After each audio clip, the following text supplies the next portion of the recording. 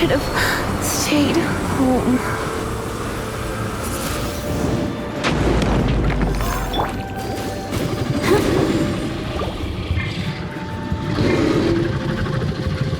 You get.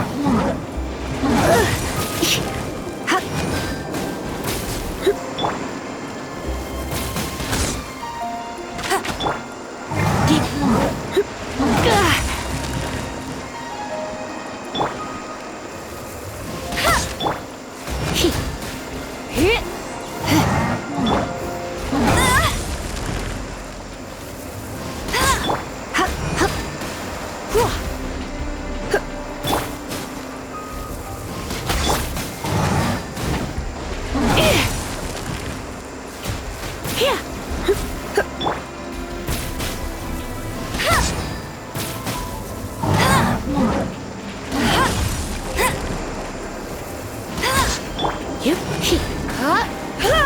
Dig. Windblade.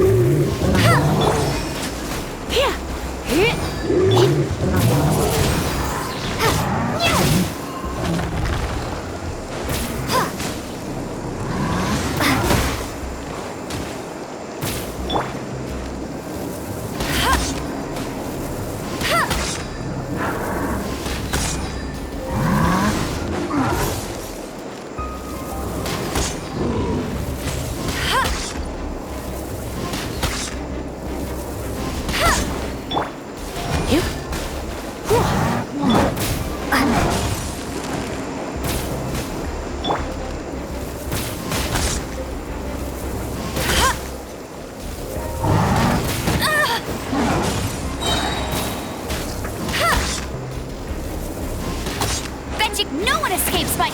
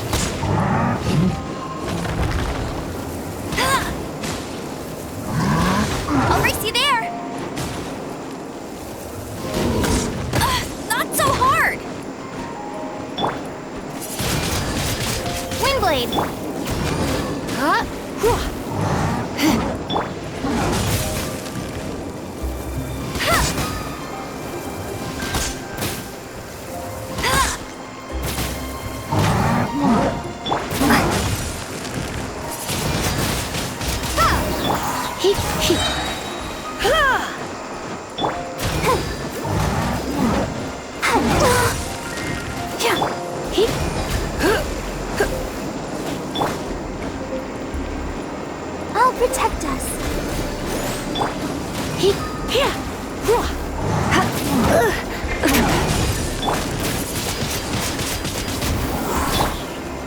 Surrender and be gentle.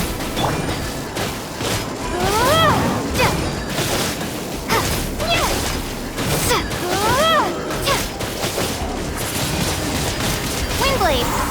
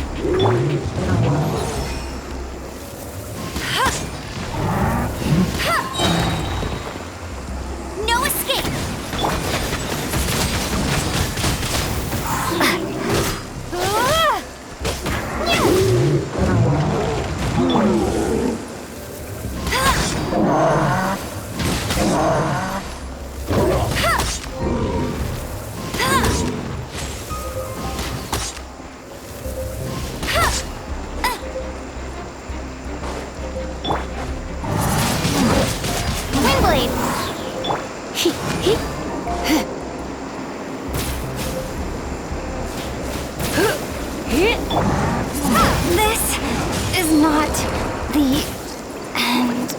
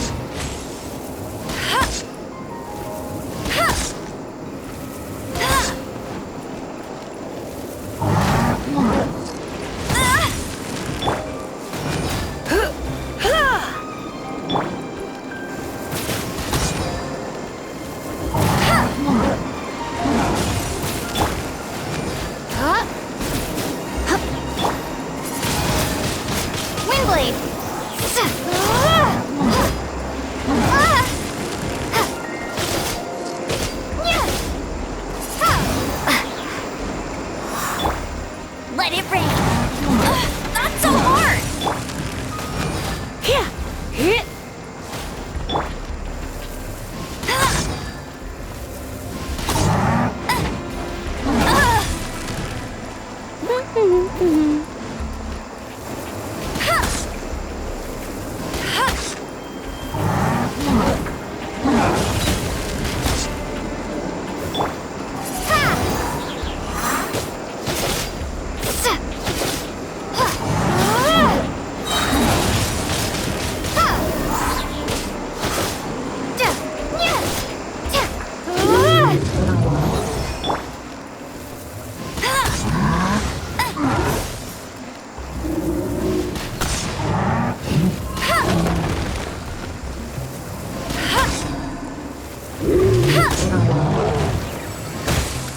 Must keep training.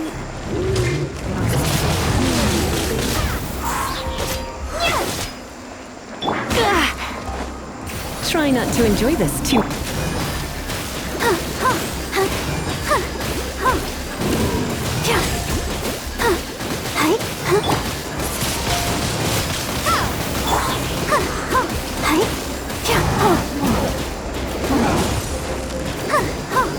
Go, Barbara, go!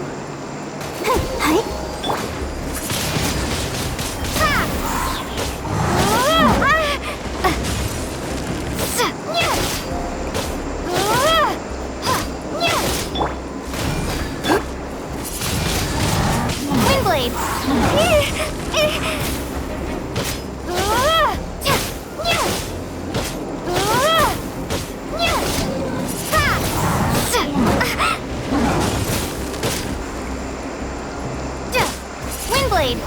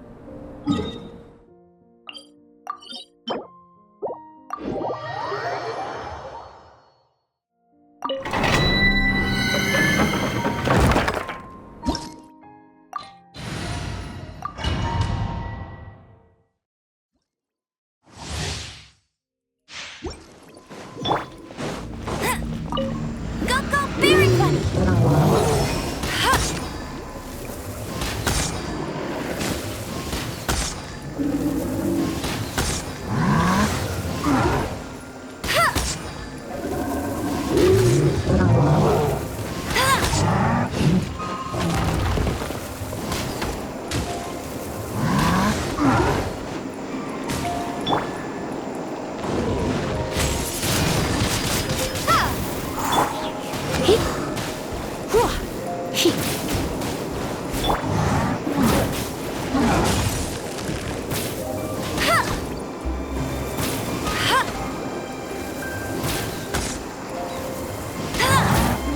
you can't keep up with me. I'll race you.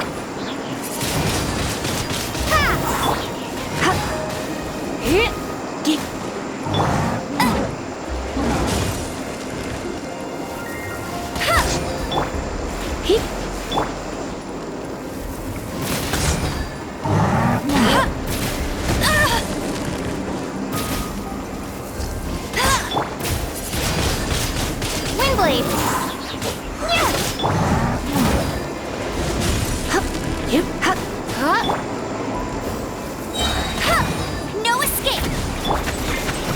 Here!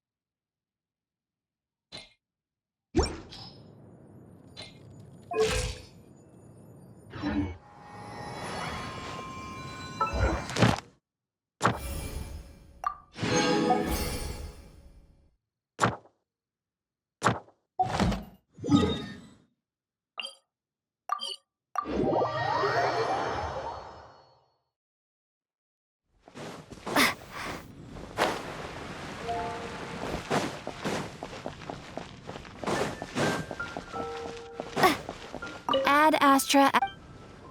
Thank you for Ad Astra.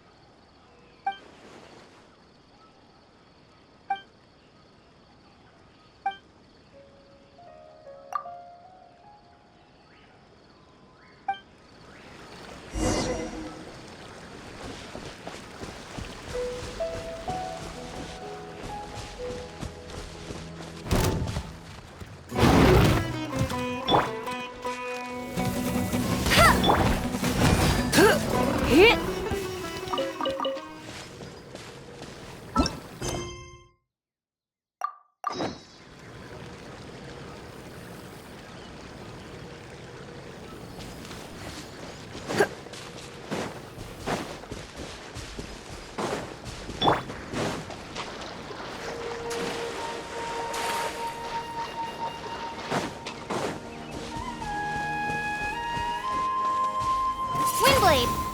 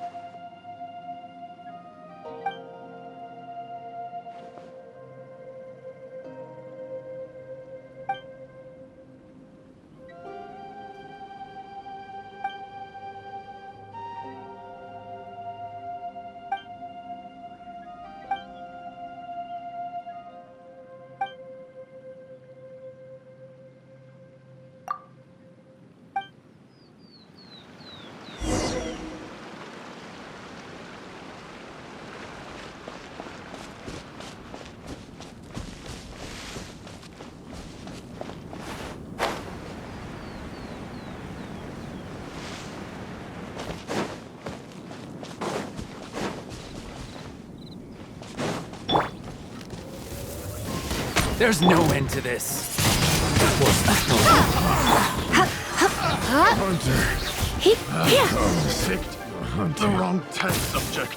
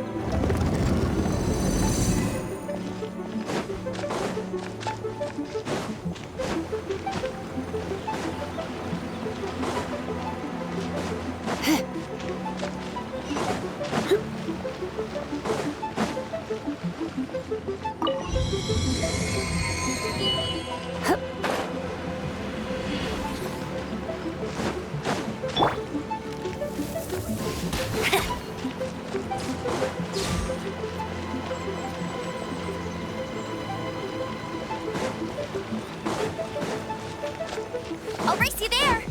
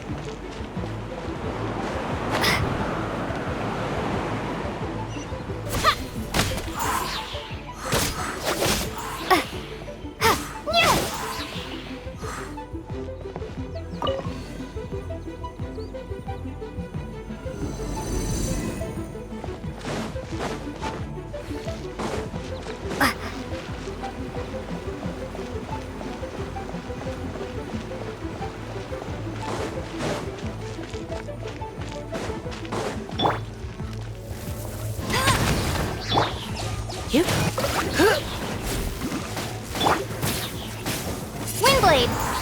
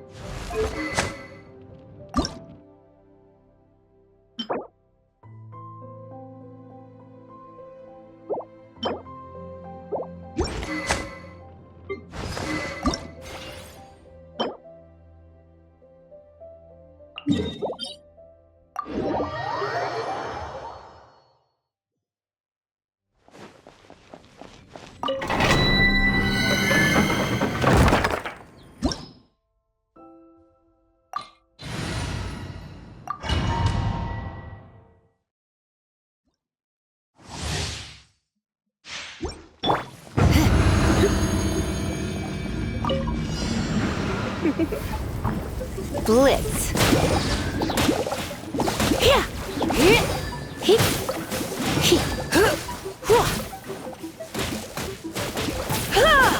You're in for a little shock.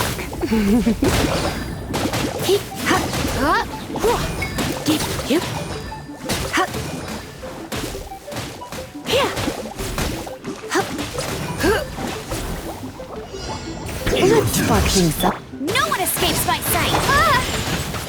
Yeah!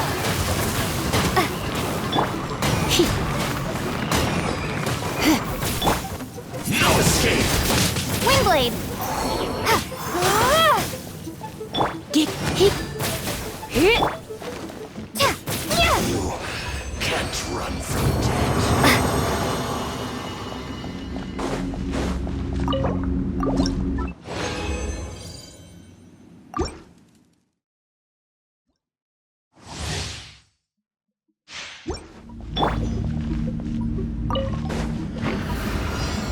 You've been a naughty boy.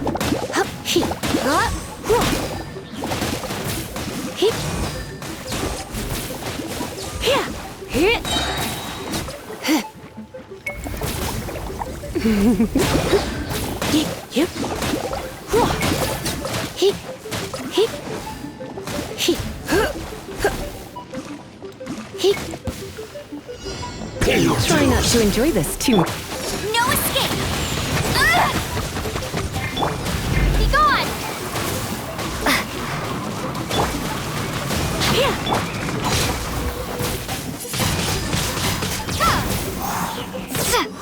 Leaving so soon!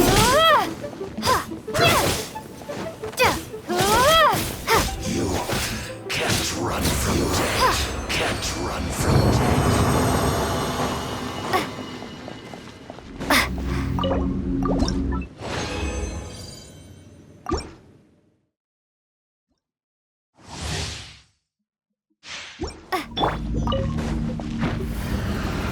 Blitz.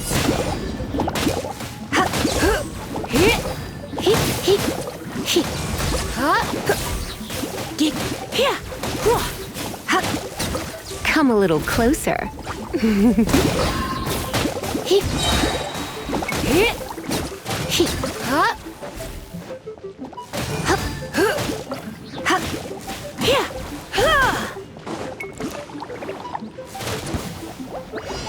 Let's spark things up. No one escapes my sight! Not so hard! Prepare to be blown away!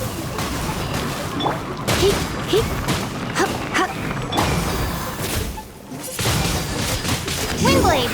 Can't run from death.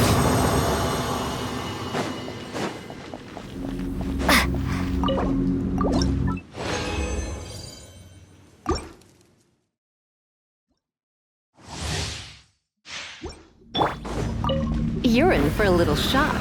You've been a naughty boy.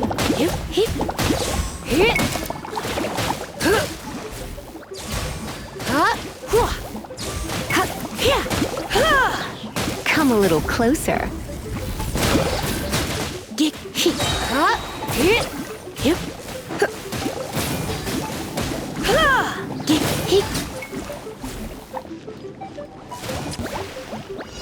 Pay your dues. Surrender and I'll be gentle.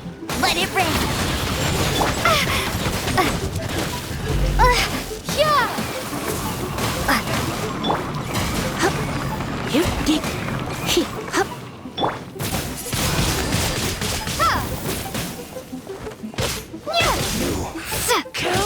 From debt.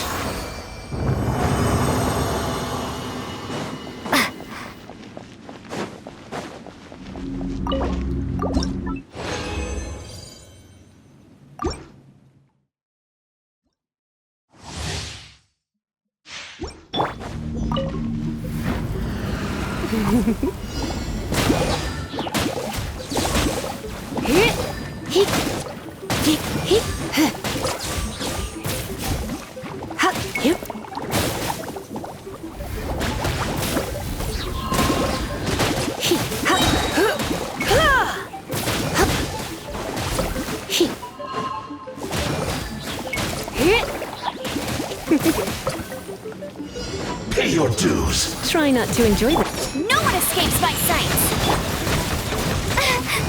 Be gone.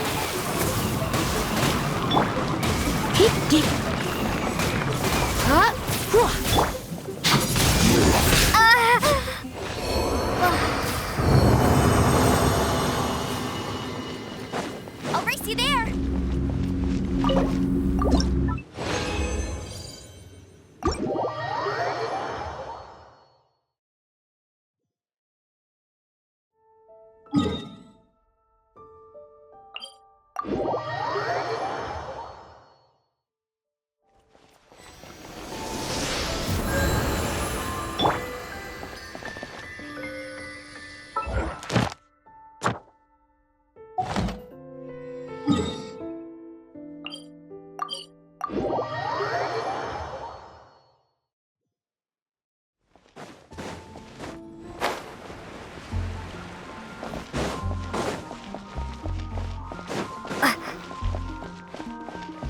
Ad Astra.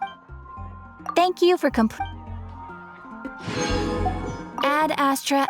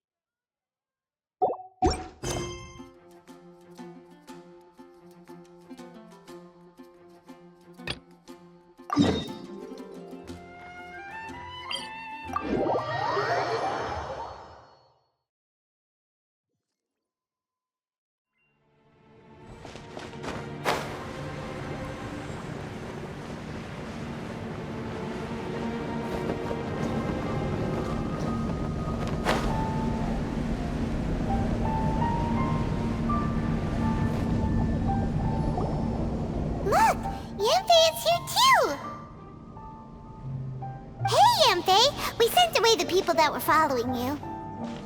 Oh, good. Thanks a lot. The guy with the weird outfit seemed super outgoing. Normally I don't mind making friends, but I've got work to do today. Oh? So what are you doing in a place like this? Aw, don't tell Paimon you're thinking about becoming an adventurer too. Well, as a legal advisor, sometimes I also have to travel in person. I came to the chasm to deal with a will. A will? That's right. I found a will inside an old book.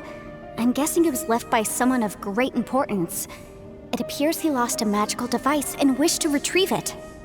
Paimon didn't know legal advisors have to deal with that kind of thing. Huh, what a job! Will execution is also part of my work as a legal advisor. Of course, cases like this are quite rare. The chasm is not the kind of place you can just waltz into whenever you want. Oh, so you do know what kind of place this is. Who's that? Ah, I thought I might find you here.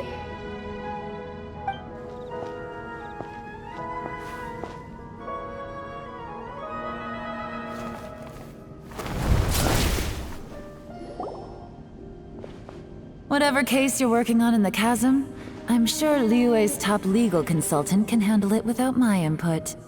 Huh, that's funny. I thought we'd established that my legal opinion doesn't count for anything when Yelan's around. Who is she? This is Yelan. Liyue's, well, let's just say she works in the Ministry of Civil Affairs. I can at least say that much, right? Anyway, she's a friend of mine. Sure. Coincidentally, I have something to do here as well. Seems chance has brought us all together. You may not know me, traveler in Paimon, but I've certainly heard about you. You're all here on business, and it's my job to monitor the chasm. According to regulations, I should accompany you. But, as it turns out, I have other things that require my attention. I'm afraid I can't join you this time. You may go about your business. Just try not to make a ruckus. Oh, that's most unfortunate. I was about to ask for your assistance. Could you spare a little time to help me take care of this will? For old time's sake? I don't know. Depends what's in it for me. Fair enough. I suppose even a guide needs to get paid. It just so happens that Madame Ping gave me some nice tea. I'll treat you to a cup if you agree. Why don't you tell me a little more about how you got here first? Then I'll... Hey, you! Ito? What is he doing back here? I know what you two did. You really tried to throw me off, didn't you? Well, and I thought we were buds. That's close enough. Huh? Who are you? Sorry, this area is part of the chasm. It's closed to the general public. Are you kidding me? I don't see any warning signs or fences. What gives you the right to keep me out? Kid, where there's real danger, you'll never see a warning sign. Paimon never knew this place was so important. It's true. This is not a place you can just go in and out of as you wish. That's also why I didn't want anyone to follow me. Unfortunately, you didn't listen. The Traveler has done a lot for Liyue in the past. And Yanfei is a renowned legal consultant in Liyue, so I can trust their intentions. As for you two... Hey, what's that supposed to mean? You trying to say that I'm not famous enough and my intentions are no good? I don't know your background, so I can't give you free passage here. Besides, Yanfei doesn't seem to need your help, does she? Ha! How would you know what Yanfei needs? What, are you two joined at the hip or something? Right. Anyway, I don't need to be a mind reader to see that. In any case, as a visitor from Inazuma, I'd suggest you defer to a local when in doubt. Stick to the local rules and keep yourself out of trouble. Oh! Why, you? Please, try not to be so impulsive. She is right, you know. Uh-oh. Things are starting to get a little heated here. Oh, not good. He really shouldn't start butting heads with Yelan. It's true that we don't know anything about the unique conditions of this place, so we'll heed your advice and leave immediately. But if this really is a dangerous area, seriously, you should put up a sign. Thanks for the suggestion. I'll consider it. Oh yeah? And what if we don't leave?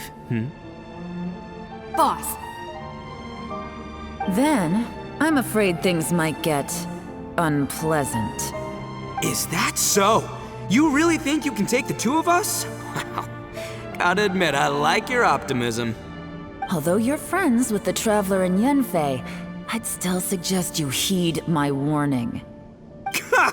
Thanks for that, but too bad I'm not buying it. If you're so strong, then why don't you show me what you got? hold on, boss. There's no need to start a fight here. Oh no, I'm going in whether she likes it or not.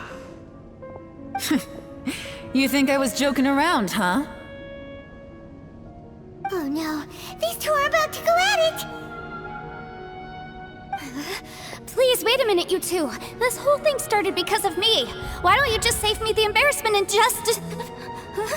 Huh? Uh-oh, it's a... Ah! Hey, stop trying to change the subject. I'm gonna, ah!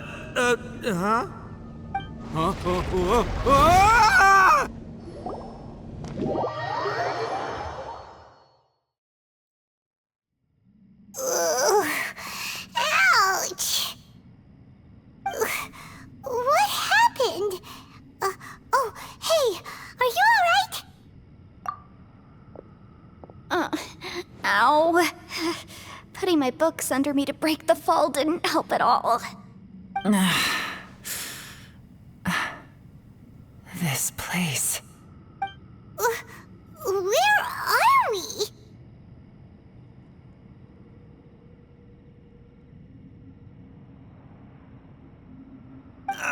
I'm gonna feel that in the morning.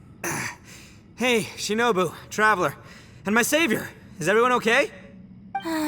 Well, this is an unfortunate turn of events. Hey, so, how far down did we fall? It seems the ground collapsed during our little confrontation up there. Perhaps because we triggered the elemental forces. Well, don't look at me.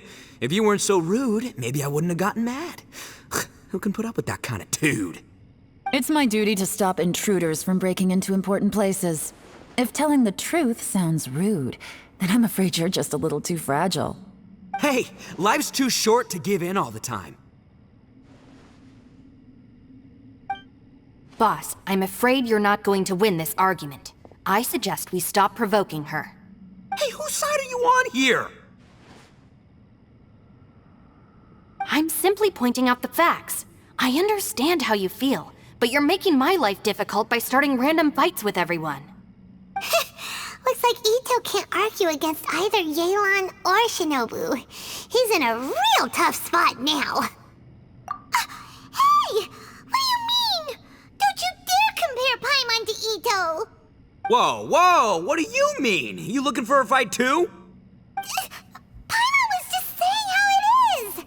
Everyone knows you're a bit of an idiot. You calling me an idiot? Oh yeah? Well, you're a puny little flying lavender melon, ha! Flying lavender melon? Oh, that's it! Paimon's mad! Time to give you an ugly nickname! Bullchucker! You better mind your manners, Bullchucker!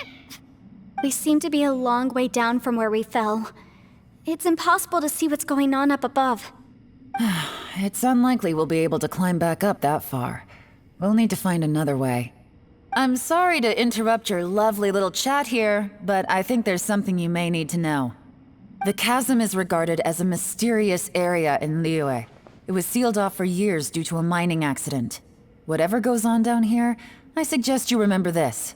You didn't see anything, you didn't hear anything, and you're not gonna ask any questions. Save you from getting caught up in things you shouldn't know about. I won't treat you as hostiles, and in exchange, I hope you won't make things difficult when it comes to keeping secrets. I'll do what I can to find a way out. Huh? Well, where does she think she's going? Like she said, to search for an exit. Chances are that Yelan is the best among us at survival and handling emergencies. We should just let her go. I'm afraid I must apologize. I don't typically disclose details of a client's will to third parties, which is why I couldn't tell you the truth. I'm sorry. I came to the chasm in search of the fantastic compass, which is mentioned in the will. Many years ago, my client gave this magical device to someone ambitious, hoping that it'd be handy in times of need. According to an eyewitness account, the person who received the device took it into the chasm and has been missing ever since. Throughout history, many wars have been fought in the vicinity of the chasm. Even if that person died in one of the wars, I still wish to do my utmost and find the device and fulfill the client's wish. Yelan's words of caution were not unwarranted. There are dangers lurking in the chasm. I'm sure you've all realized that by now. Given that we're all caught in this mess, let's try to find a way out together. Whatever you say, my savior. I'll do whatever you ask. From now on, we're a team. All of us. And as for that big jerk, well, I guess that includes her too. You said Yelan works for the Ministry of Civil Affairs, huh? Paimon can tell she's tougher than most, but wow, her job sounds demanding. Well, that's what she tells outsiders. I can't disclose too much about her identity, but I'd say she's the only person who can handle this type of work. What kind of lame job would have someone go out to the middle of nowhere? Oh, Paimon knows! An adventurer. Hey, what's with the face? Oh, did Paimon say something wrong? That's literally what the two of us do, isn't it? You're so stingy these days. Oh, just let Paimon be an adventurer by association, okay? Yeah, she's got a point, Traveler. You're Paimon's boss. Take it from me. As a great leader, you should learn to be a little more generous. You know, let your sidekick share some of the glory. Ugh, you really don't understand anything about us. Paimon, don't take him too seriously. He's just joking. For the sake of Shinobu, fine. I'm the boss, so I'll let it slide.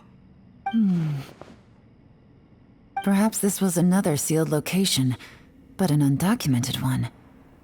What could be in here? I've got some food and water on me. If anyone needs some, just let me know. Great! You know, Bullchecker, you may not be the sharpest tool in the shed, but your subordinate here seems super capable and reliable. I know. Isn't she the best? Hey, I am too a sharp tool.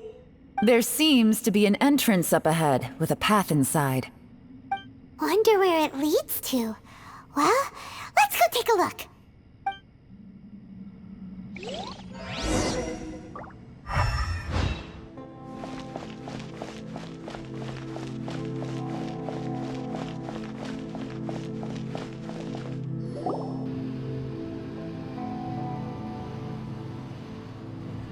Who would have guessed we'd find a domain entrance in a place like this? If there's a way in, then there's a way out. Let's go and take a look. The rocks here seem to be old Liyue mountain rocks.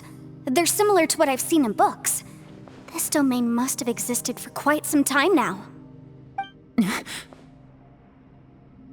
What's that sound?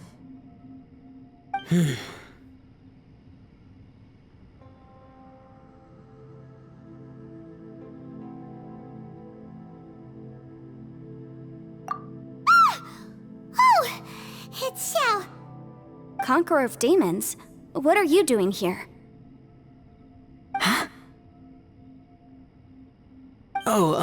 I came down from above. I heard a noise, so I followed it here. So you're not here by accident. Wanna team up?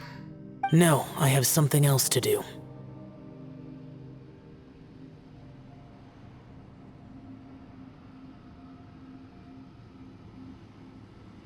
I'm looking for someone. You shouldn't be here. I would urge you to go back as soon as possible. Well, that's Xiao for ya. Shows up without a warning and disappears without a trace. Huh. That guy looked pretty tough. Maybe almost as tough as me. Seems like a solid dude. Seriously, Bullchucker? Where do you get your confidence from? Should we really be letting him go off on his own? Oh, he wouldn't listen no matter how much you tried to talk him out of it. He is super tough though, so don't worry about him. Everyone, keep your eyes and ears peeled from here on out. We don't know what lies ahead, so we have to be ready for anything. Oh, look, I'm happy to say we're all on the same team and everything, but could you cut the little speeches and the whole follow the leader act? I, for one, think I should be able to look after myself. Boss! Okay. Besides, Yelan is just looking out for everyone. You know, Bullchucker, you're a guest here, so maybe try to get along with everyone. Ha! Please, you're not a local either, flying lavender melon, so stop trying to sound like one.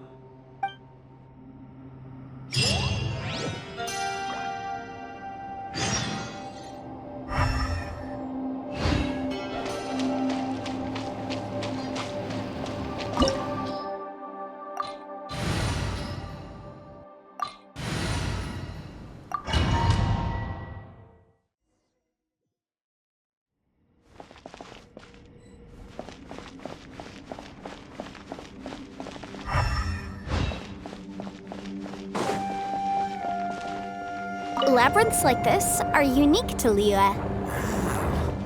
This place is actually pretty cool. If we weren't in such a hurry to get out, we could kick back and enjoy the scenery a little.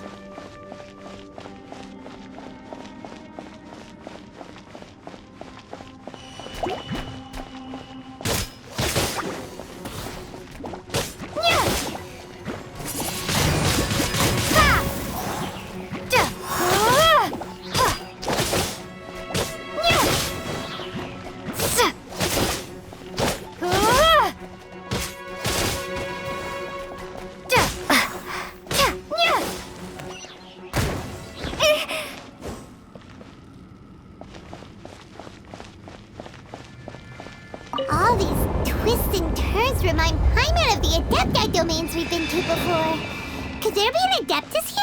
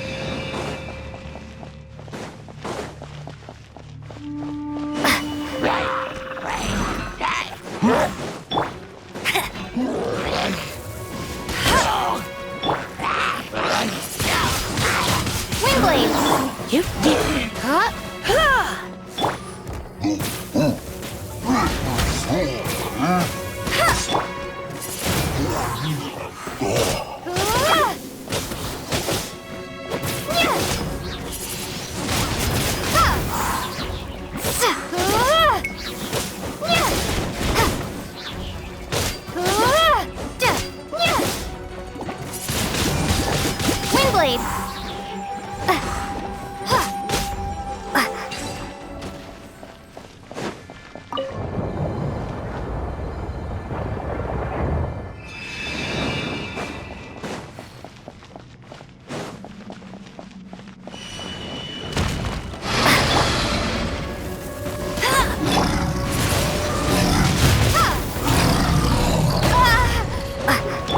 No escape.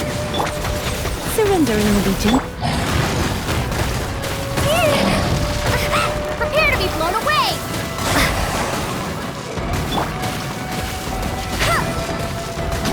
That's cheating.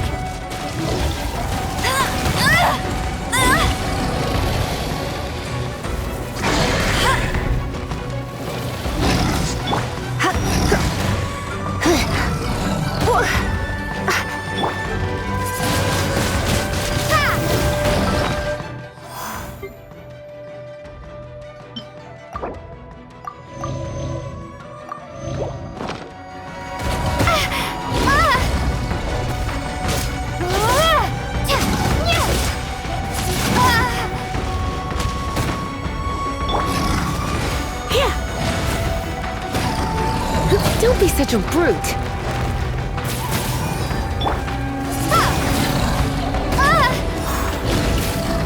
Maybe I wasn't meant for this world.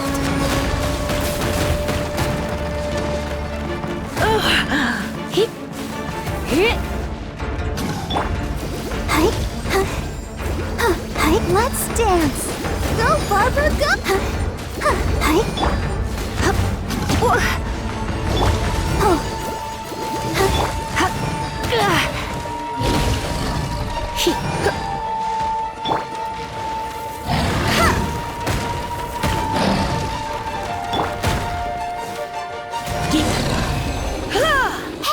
look over there! It looks like an exit.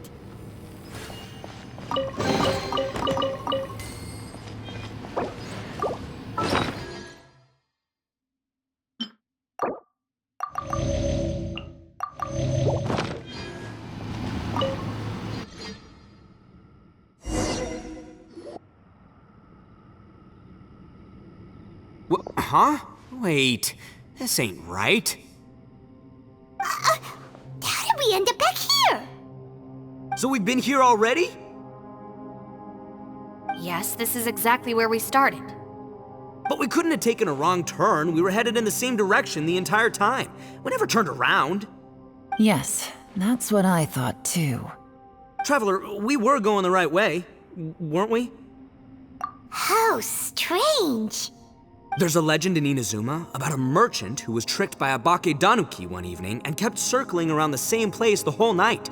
Even by dawn, they still hadn't found a way out. Yeah, Paimon's heard that one before too. So we're all familiar with the story then? Good, because I'm pretty sure that's what's happening to us right now. But fear not, I happen to have a certain sidekick who can exercise yokai and spirits and whatnot. Let me summon him real quick. Unbelievable. An Oni who's friends with an exorcist? Huh. What an open-minded guy. For the boss, ignorance is a virtue. You're up, Ushi! Go get that spirit. This is Ushi, an auxiliary member of the Arataki gang.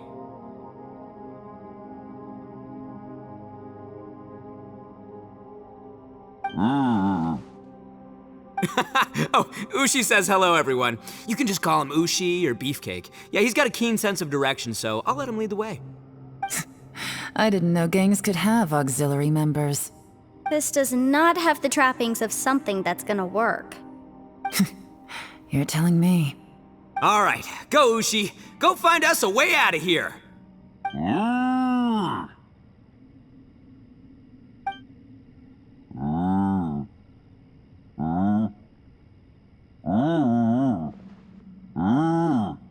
Huh? What's that? Oh, really? Oh, no way. What's wrong?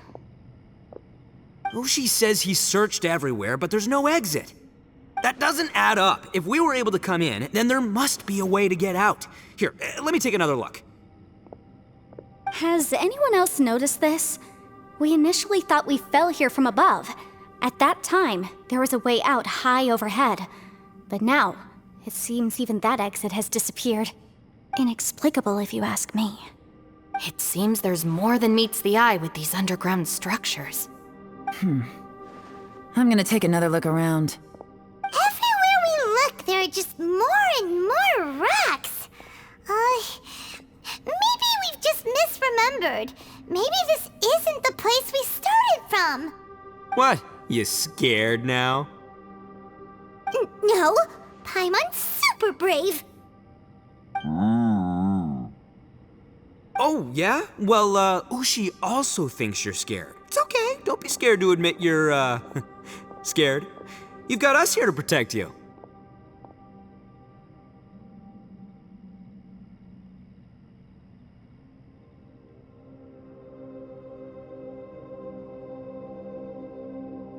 We can't just sit here twiddling our thumbs. Let's keep looking for a way out.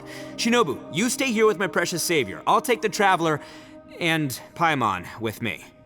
Got it. Be careful, everyone. Please, there's no need to keep calling me savior, just Yanfei is fine. Mr. Arataki, it seems that as the head of the Arataki gang, you possess a strong sense of leadership. Ah, too kind, too kind. And just call me Ito. Since we're a team now, we should have each other's backs. Paimon, if you feel scared again, I can cover your eyes for you.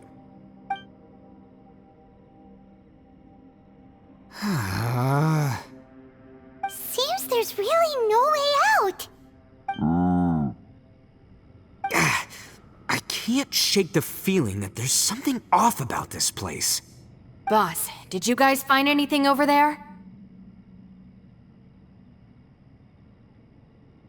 Not only that, I could have sworn I saw some shadows moving a second ago. This place better not be haunted. Probably not the right time to ask this, but Paimon just can't help it. Ito, you're an Oni. Doesn't it kind of mean everywhere you go is haunted? No, ignore the red horns, okay? I'm talking about spooky, floaty ghosts, now you see them, now you don't kind of haunted. Ito, are you afraid of ghosts? Oh no, boss. You've been found out. What? Me? No way! What, are you kidding? Stop joking around. Seriously though. Looking at you, Paimon suddenly doesn't feel scared anymore. Hey, Bullchucker, if you're scared, Paimon can cover your eyes for you. Maybe I should make better use of my time.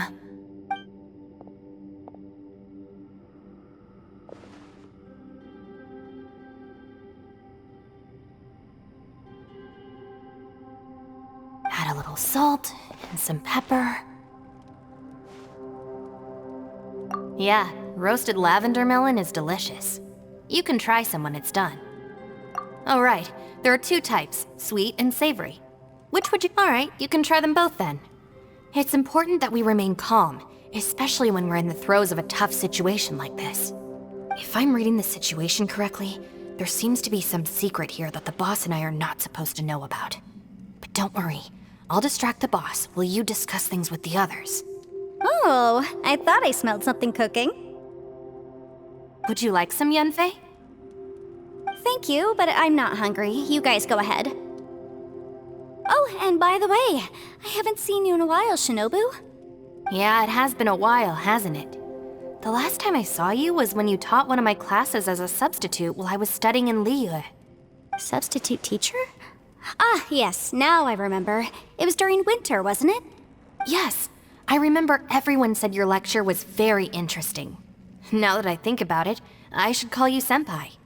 Ooh, I like the sound of that.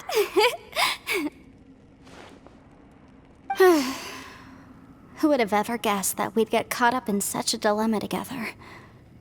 It must be fate. Not only that, she's funny and engaging while she speaks. Needless to say, she's very popular among the students. Oh, I'm flattered. I see everyone is still here. Yelan, we split into groups and searched the area, but there are no signs of any way out. How about you? Did you manage to find anything? No. And though I'd prefer not to say it, we'd better mentally prepare ourselves. If we can't find a way out, we may be stuck underground for some time. I think you might be right. I understand. An underground space with an entrance but no exit. It just doesn't make any sense. I'll figure something out. Just give me some time. If anyone happens to find a potential exit, please be sure to take every precaution before exploring further.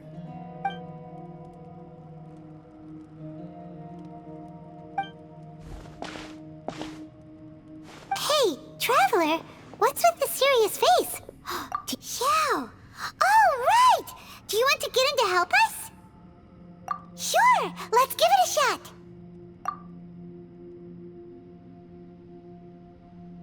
Huh.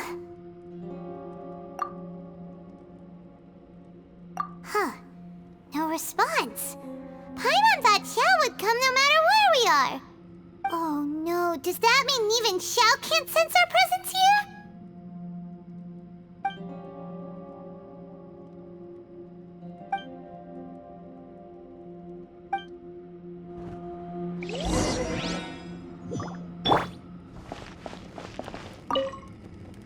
That's it. I want to take another look. And this time, I, Arataki, the one and only, will...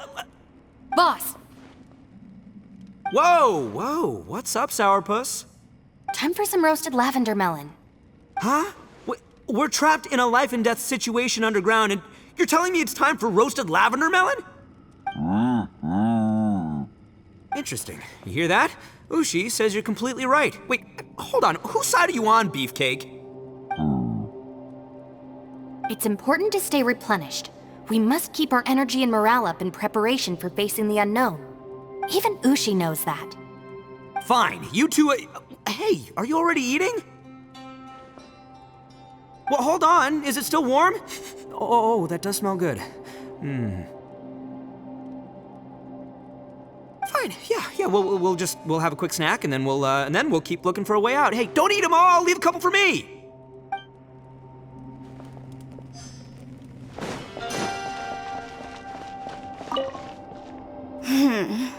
Who could have ever guessed we'd get trapped in a place like this? It's quite the predicament. For all the studying I've done in my life, all I know is how to land people in prison. I don't know the first thing about breaking out of one. I've even made a contract with my father to live a happy life. I can't give up hope now. Try and stay positive.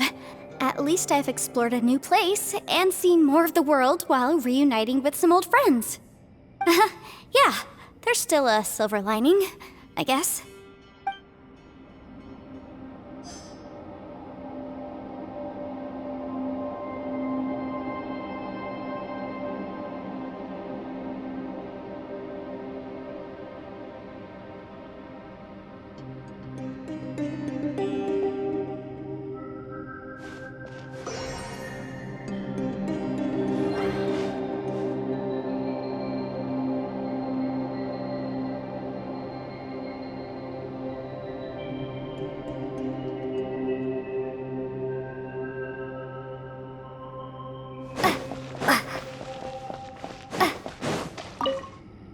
Our situation is grim. There doesn't appear to be a way out for now. We should be prepared to stay for a while. Fortunately, we don't seem to lack supplies, and even our motley crew has people who can keep their cool when the stakes are high. Just focus on taking care of yourselves. I'll figure out the rest.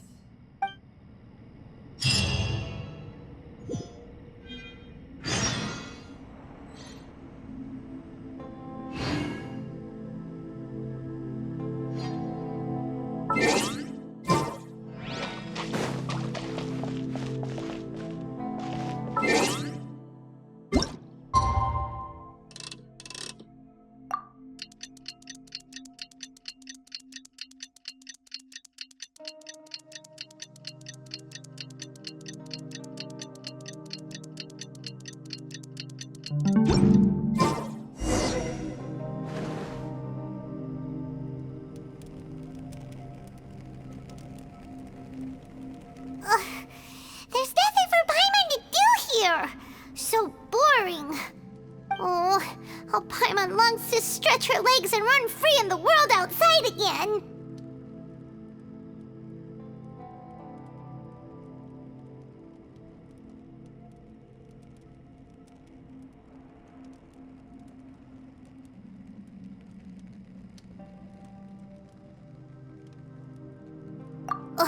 Alright, fly free then. Basically, Paimon just wants out of here.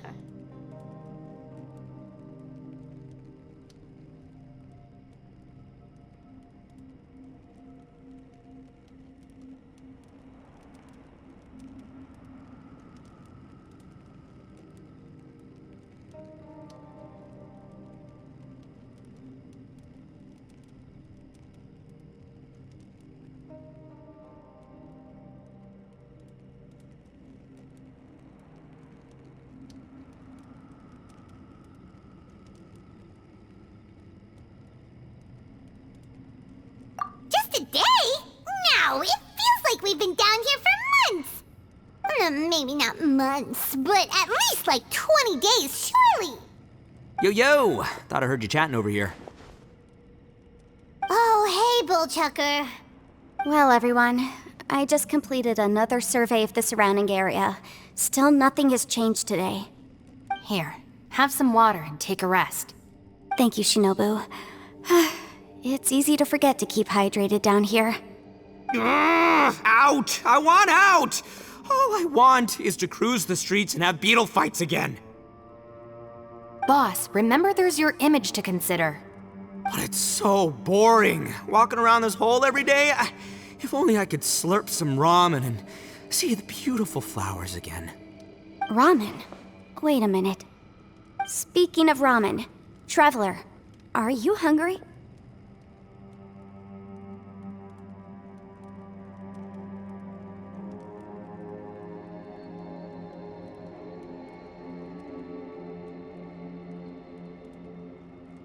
I'm not hungry either. But let me pose the question this way. Who is the biggest eater among us? It's definitely not me. Hey, what's everybody looking at me for? It's definitely not me. If anyone, it's this one right here. Huh? What are you looking at Paimon for? Paimon, are you hungry? No. Paimon's not hungry. Why do you ask? If that's the case... Huh? What am I missing here?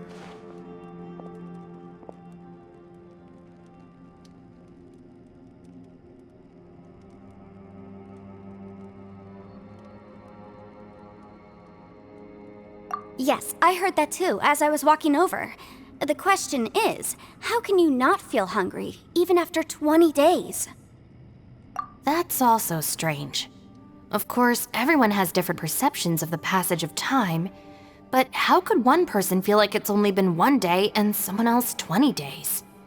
Yeah, now that you mention it, I feel like we've been here 3, 4, 5 days, but I don't feel hungry or thirsty at all. Although I cooked some food, it wasn't because I was hungry. I just wanted to keep our spirits up. I was planning on saving our rations so we could survive a few more days, but I haven't really felt hungry since. Now that I think about it, not only am I not hungry, but I don't feel any real signs of fatigue either. Whether I sleep or not doesn't seem to have any effect on how I feel. Yes, I concur. Resting doesn't make me feel more refreshed, and staying awake doesn't make me any more tired. Very peculiar. It's almost as if our physical state has been suspended. The more you say, the scarier it sounds. Paimon doesn't even want to think about it. Huh? What's wrong, Traveler? Did you... That's pretty weird. Sounds like the little dude must be in danger. But he is an Adeptus. This kind of situation should be no trouble for him. I fear that this problem underground is bigger than we thought. I found something, everyone. I just discovered a new path over there that seems to lead to an unknown area. You mean a way out? Oh, finally! Yay! You found something! Oh, please, please be the exit! I still suspect things can't be that simple. We should all stay prepared for whatever comes. Huh? Paimon doesn't see anything out of the ordinary here. Appearances can be deceiving. As I was examining the wall just now, I noticed there was something unusual about this stone. Seems to me that it's been created using some illusory magic. Hidden behind it lies a passageway. Whoa! So there really is a path behind here! Gotta hand it to ya. That sure wasn't easy to find. But at least we can finally get out of here. Miss Yelan's determination and eye for detail are certainly impressive. Not to mention, you've hardly had any rest the whole time we've been trapped here. It doesn't matter. I'm not tired. Well, given we're already here, we might as well go in and explore. Right behind ya! Paimon can't wait to get out of this place!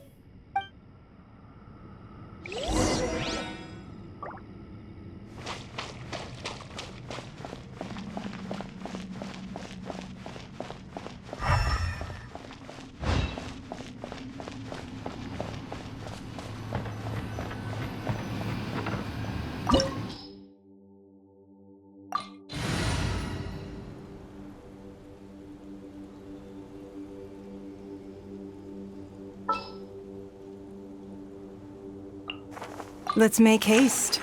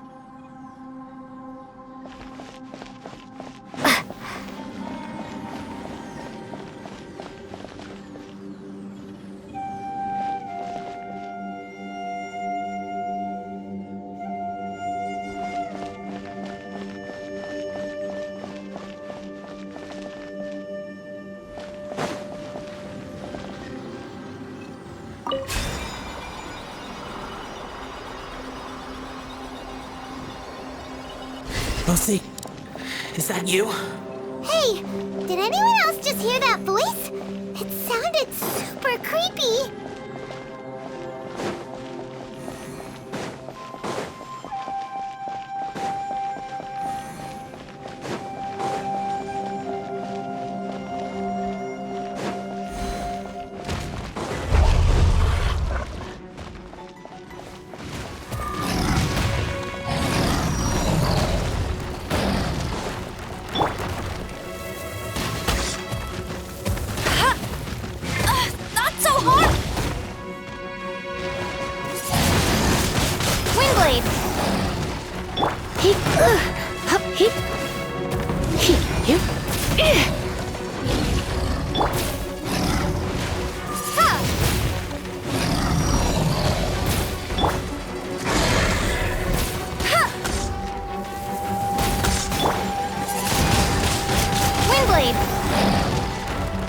Don't be such a brute.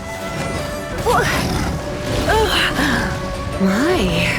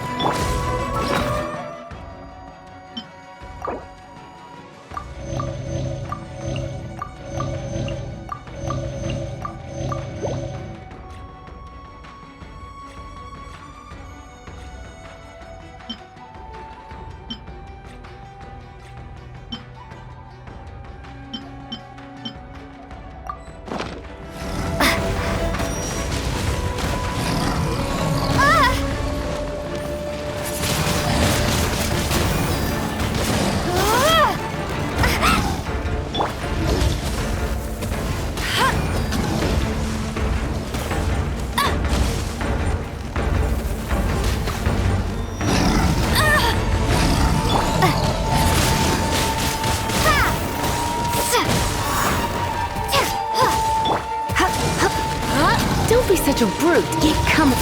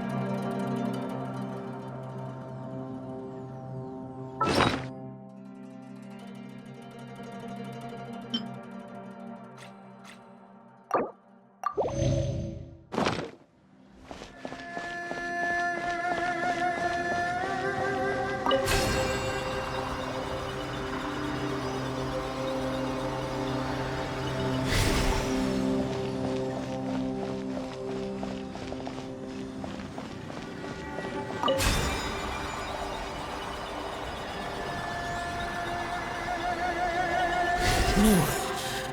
This would get me to fight. Is some sort of battle taking place here?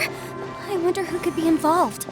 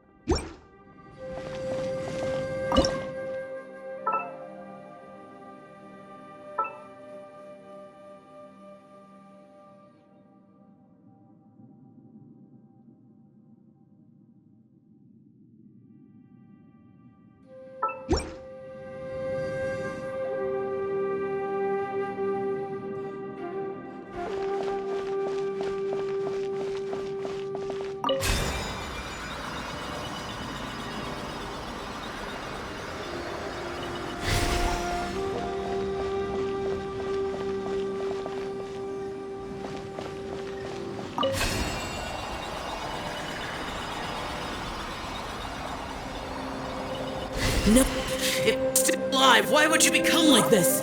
I won't attack you. That sounds like Shell. Could he be in trouble? Whoa, sounds like someone forgot to invite us to the fight. Let's go and help him. Yeah, but how are we gonna find him?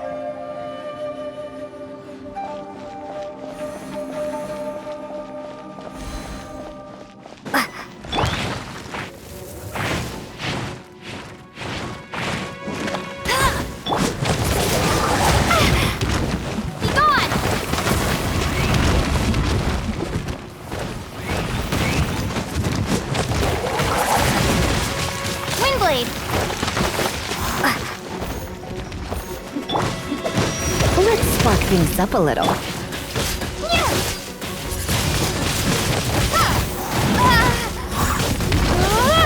No one escapes my sight!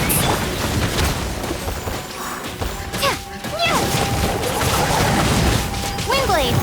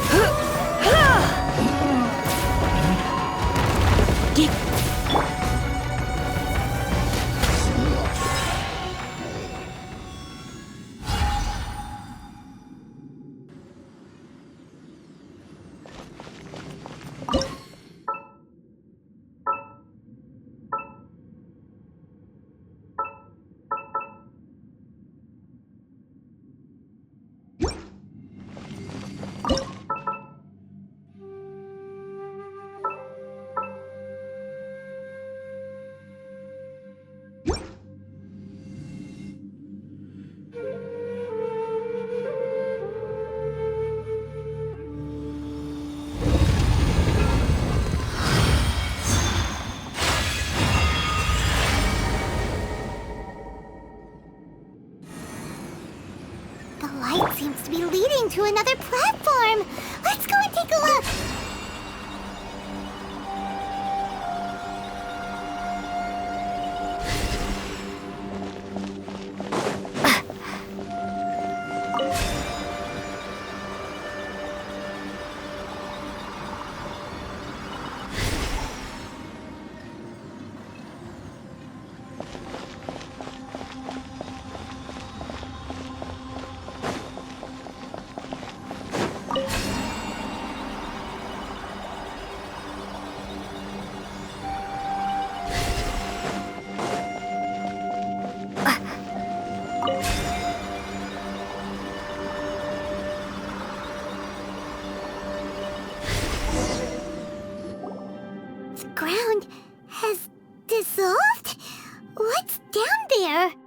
Is that little dude called Xiao down there?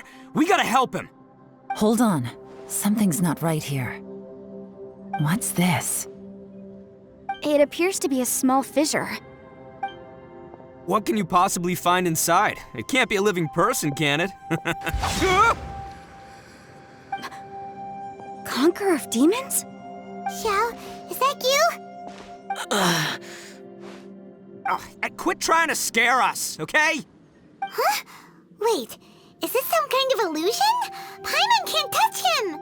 Conqueror of demons, can you hear us? Hello? Little dude! Anyone home? He isn't responding. What's going on here? You... Oh, he finally said something! Oh!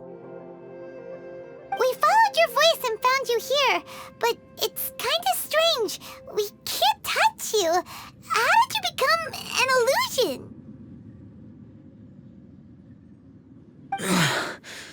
An illusion? Talk about a coincidence. We were just thinking you went missing and stuff, and then we heard the sound of you fighting. Pretty lucky we found you, if you ask me. You didn't get hurt, did you? A coincidence? Wait. Something's not right. Something's wrong with this domain. Leave now! Get out of there! If he can, we should have him regroup with us as soon as possible. Tell us what happened and where you are now. We'll come find you immediately. No. Your safety is the top priority. It seems this space can... Huh? He disappeared. Where'd he go? It sounded like he might be injured. We need to go help him.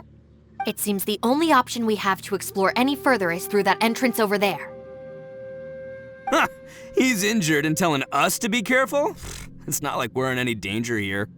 Anyway, the secret behind whatever's going on should be in this cave, right? Don't worry, little dude. Ito's on the way! Boss, please don't go charging ahead. You're an Oni, not some hunting dog.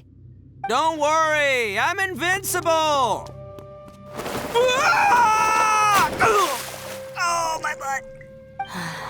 Looks pretty deep. Be careful, everyone.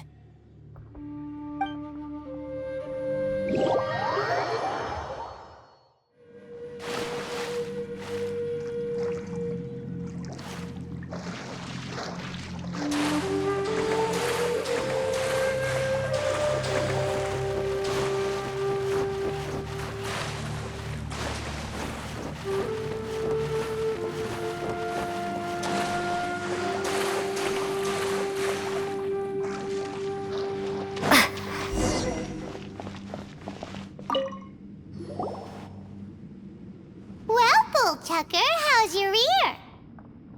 It's fine! Ugh. My butt is tough! Go ahead, you can cry if it hurts. I promise I'll try not to laugh. What do you mean, try not to laugh? You should be feeling some serious sympathy for me right now. But wouldn't feeling sorry for you be a violation of your dignity? Besides, it's harder not to laugh when I'm not the one in pain.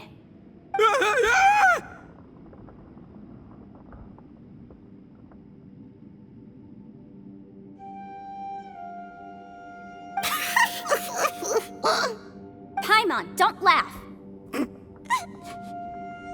It's okay, everybody. If you want to laugh at him, just let it out. Don't you have a heart, Shinobu? Oh, and people think I'm the monster. Wait a second. Xiao's not here, but seems a little out of place here, don't you think? Maybe it's some sort of, I don't know, an emergency shelter? There was a picture book I read once that said nice people sometimes build cabins in dangerous places so that anyone in trouble can take shelter inside. Our little dude must be inside then. Yeah! I wouldn't be too sure about that. Any person with a normal sense of danger wouldn't be so optimistic. Wow, Bullchucker! Looks like your subordinate is telling you what's what. Oh, I believe she was talking to both of us. Yeah, so you can wipe that smug smile off your face. All right, watch and learn, Shinobu. This is why I'm the boss and you're the deputy. If no one is macho enough to open the door, then allow me. Step aside.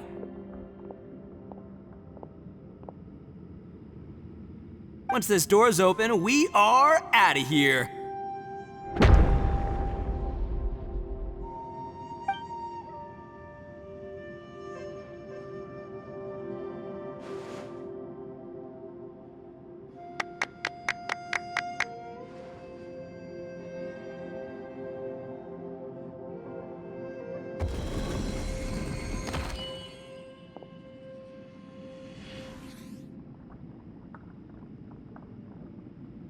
Eviloni, be gone! You heard me! Get out of here!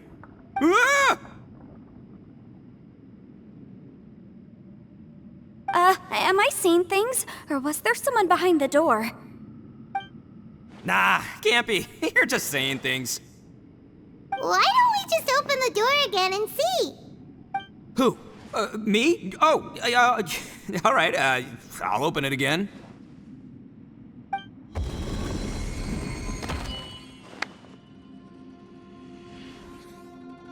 All you do is goof around all day. You're a bad influence to our child. Be gone! Those people are carrying bowls. Bowls full of beans.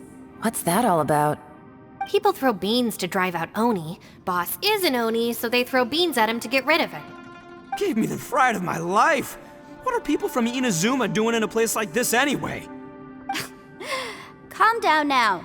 You're a person from Inazuma too, you know. Hey, let's get one thing straight, all right? I'm not a person, I'm an Oni!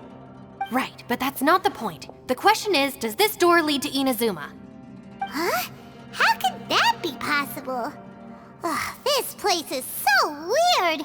Paimon's starting to think it really is haunted.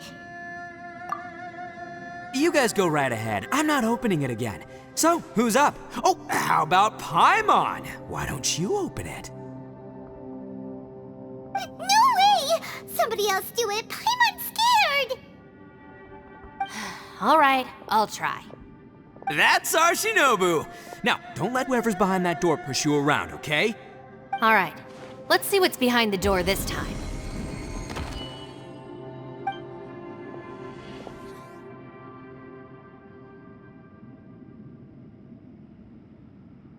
Still reading, Shinobu.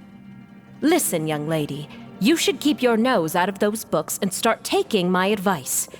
I've already found you a perfectly good job as a shrine maiden at the Grand Narukami Shrine. You'll be far better off there than... Shinobu? Who is that? No way! Was that who I think it was? Oh, this is embarrassing. That voice was my mother. This is one place I wasn't counting on having to hear that speech again. Your mother wanted you to become a shrine maiden? The whole reason I came to study in Liyue was because I didn't want to become a shrine maiden. My family never approved of my studies, so they wanted me to work in the Grand Narukami Shrine after I returned to Inazuma.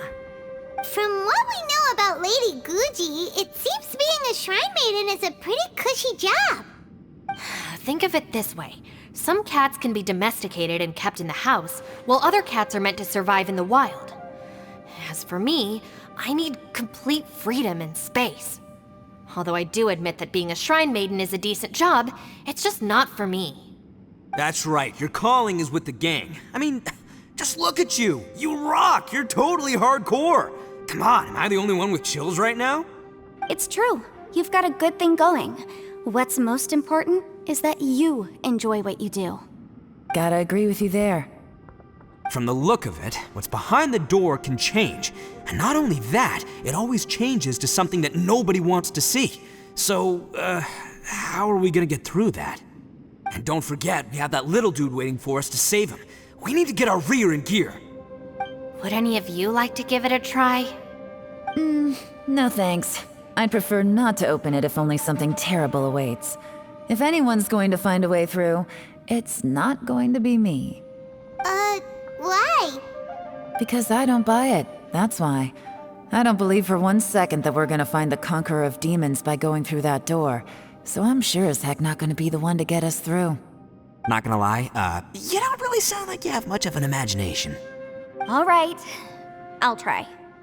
Yeah, my savior. Show 'em what you're made of. I'm sure I probably do, but nothing springs to mind right now. Anyway, I suppose I'll find out once I open the door.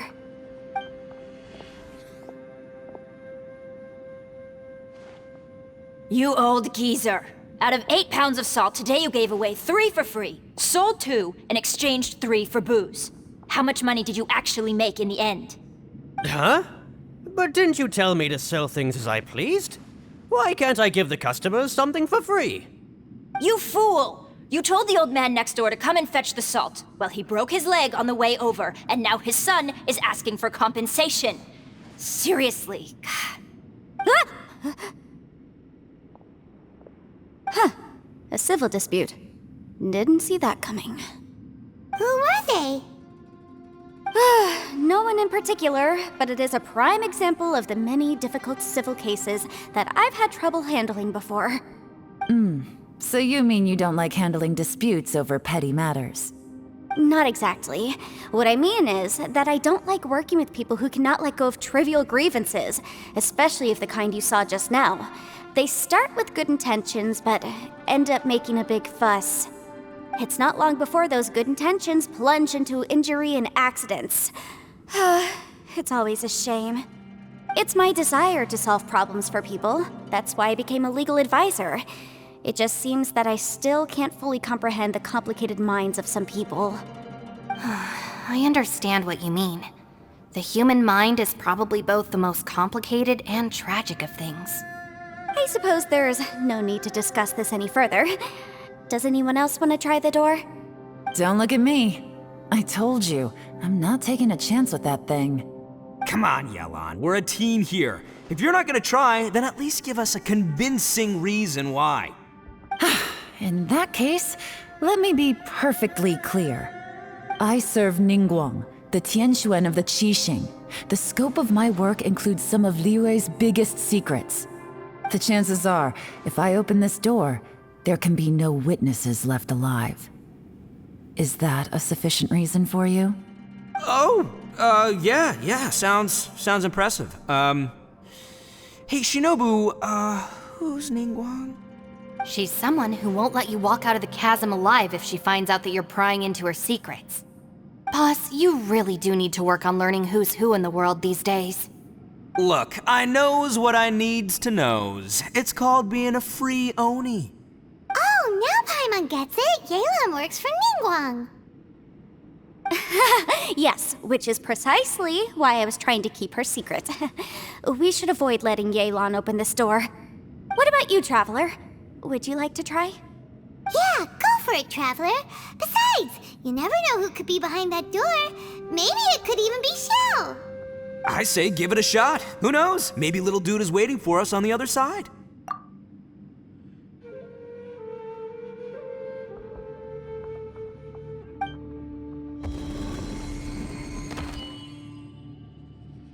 So, wait. What's Paimon looking at?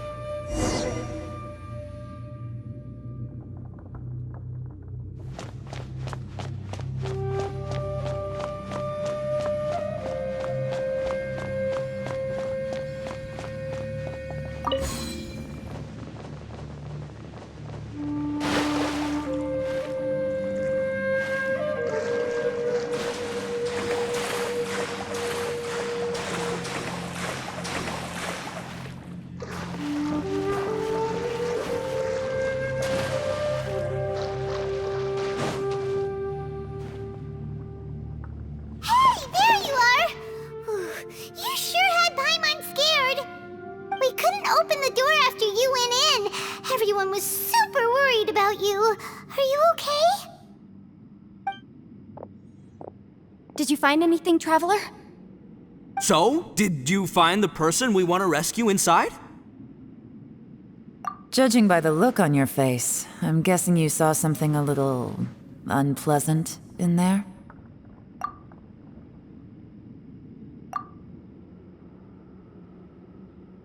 Huh? How could that be? Don't worry.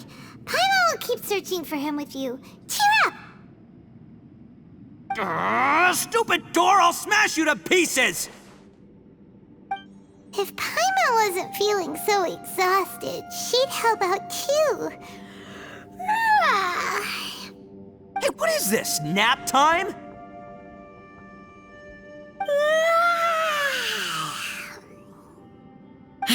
So let me get this straight.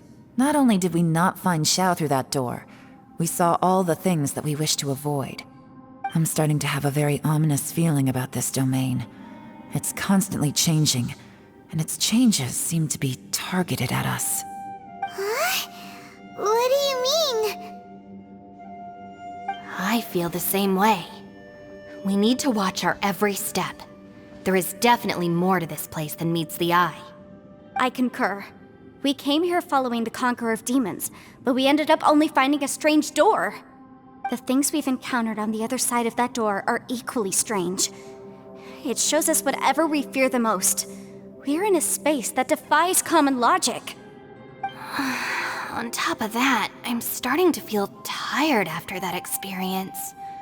But I thought we'd established that getting tired doesn't happen down here. The phenomenon hasn't reached a lethal stage just yet.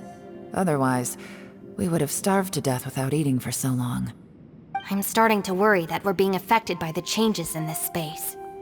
In order to avoid the sudden accumulation of hunger and fatigue, we should eat and rest regularly from now on.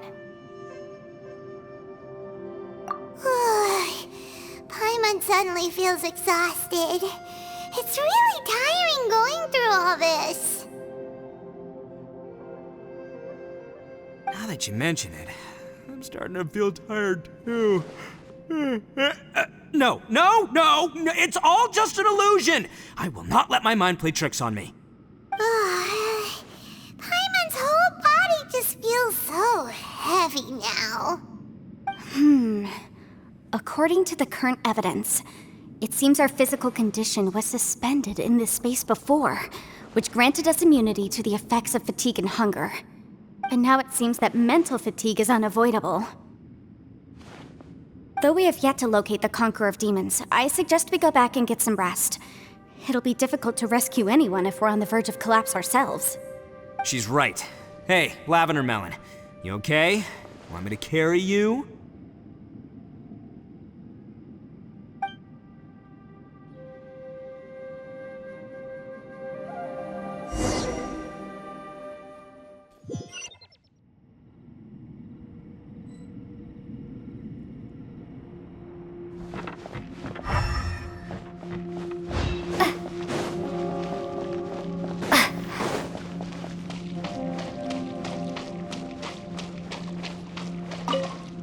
You haven't slept at all.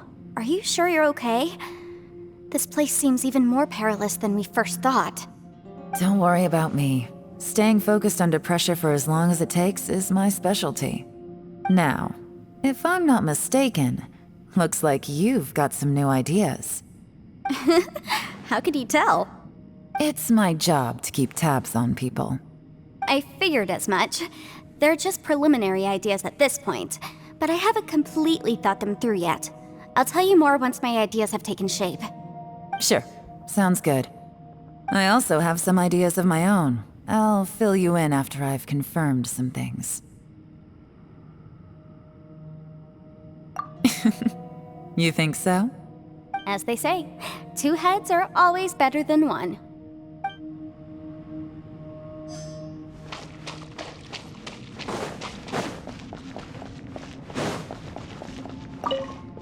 It's hard to believe what we've encountered. Well, I suppose there's no use hiding it anymore now that everyone's seen it. What you all saw really was my biggest fear. I never want to become a shrine maiden. Who could tolerate such a boring life? After these last few years with the Arataki gang, I suppose you could say I've seen it all. It's taken every skill in my arsenal to constantly clean up the messes they make. Though the list of annoying things to deal with is practically endless, I am totally free in the Arataki gang. Strolling around the streets, roasting lavender melons with friends in the open country. I know it sounds pretty silly, but that's the life that I want. Just don't laugh at me, okay? Otherwise, you might find yourself on the receiving end of a good beating.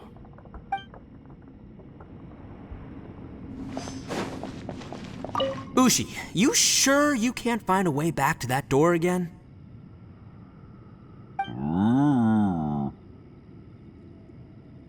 Ah, perfect timing. I was just having a chat with Ushi about that. You know what? I can handle those mean people behind the door throwing beans at me, but causing trouble for you? Nuh-uh. That ain't gonna fly with this guy. What? There's nothing we can do? Listen here, Beefcake. You shouldn't give up so easily. Can't you have one last look for it? If you really can't find it, we'll just have to find another door. With any luck, one that connects to the outside world. You feel me? By the way, Traveler, if you have a moment, could you do me a favor? I'd like to discuss something with you. Please, come meet me over there.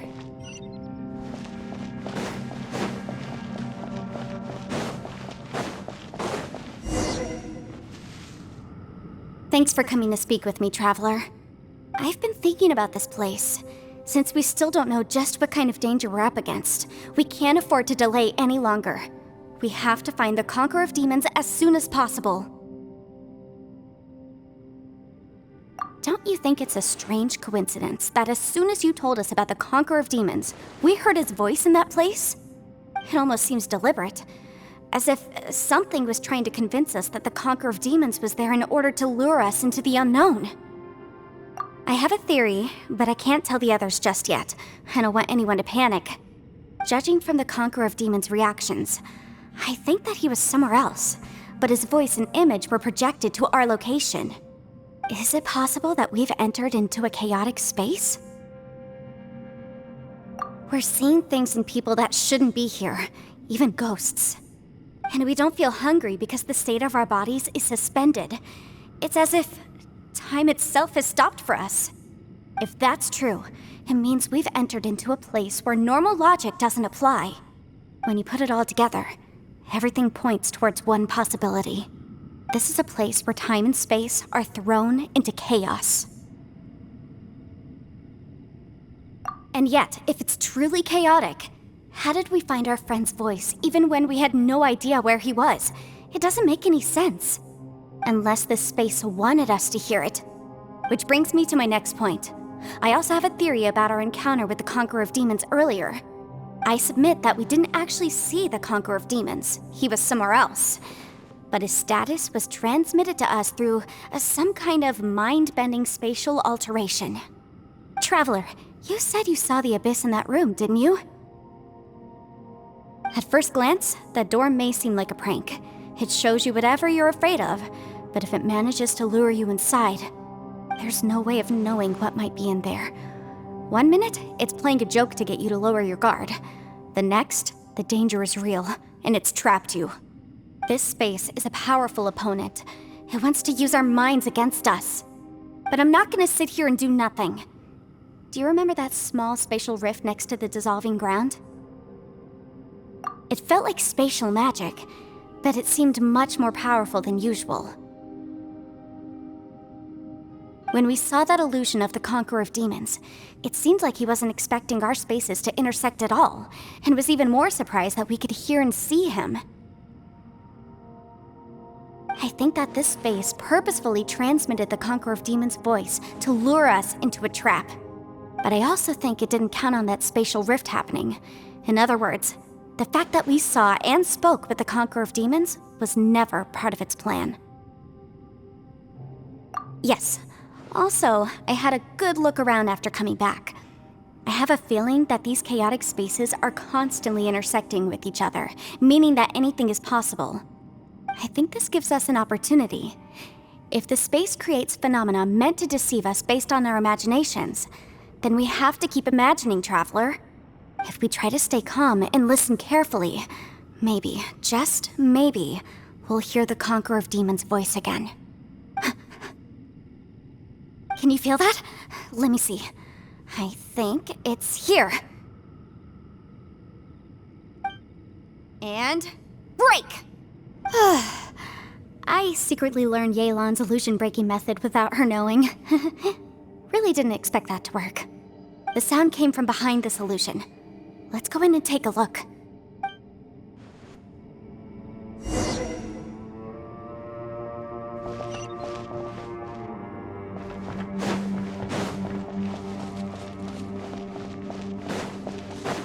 It's getting clearer. No. This is the chasm. What did British go through here? If it was just that bad.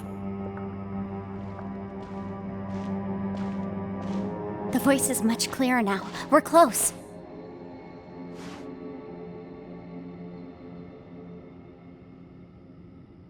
Conqueror of Demons, can you hear me?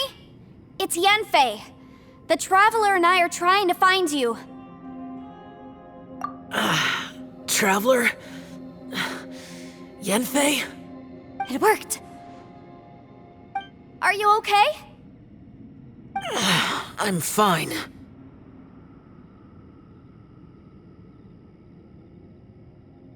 Listen to me. It's chaotic here.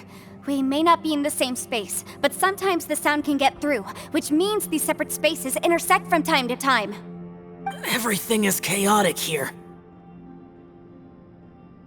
No. The darkness that sullies my soul is harmful to mortals. Right now, we have more dangerous things to worry about than that. This space is using our urge to find you to lure us into traps. Without you here with us, our search for you could very well lead us into danger.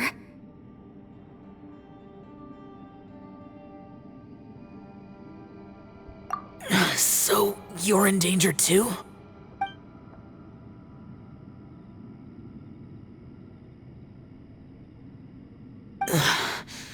There was no need for you to search for me. But we're worried about you. And earlier, the Traveler was tricked into entering a dangerous place. How do we meet? Conqueror of Demons, can you find out where our voices are coming from? Find the spot where our voices are the clearest and try... something there.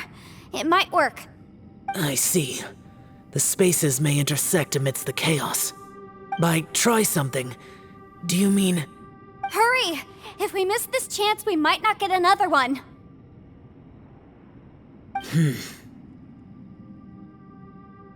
Stand back!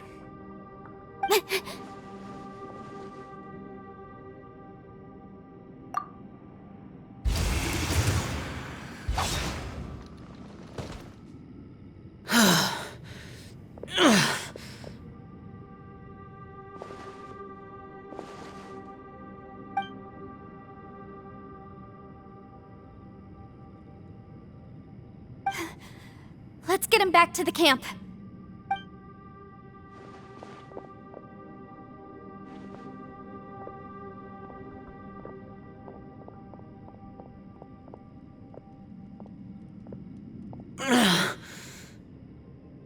Now we can avoid getting split up.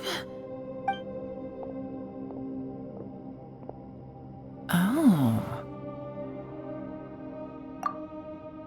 A lot's happened here, but this wasn't just for our own safety. You're injured. We can't just leave you alone. It's just a flesh wound. I am fine. I shouldn't let myself be a burden to you. You're not a burden. Don't think that for 1 second. We need you, all of us. For our sake, please, stay here, please. Fine. As you wish. You're injured. Get some rest. Everything else can wait.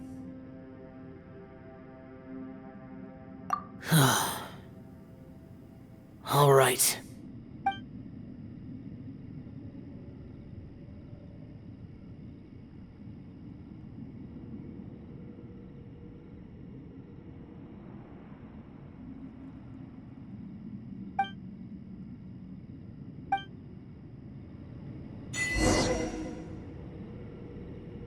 The one I get.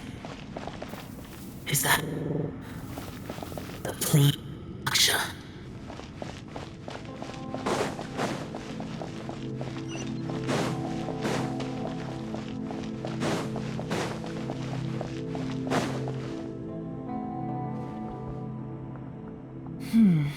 As expected, something strange is going on here.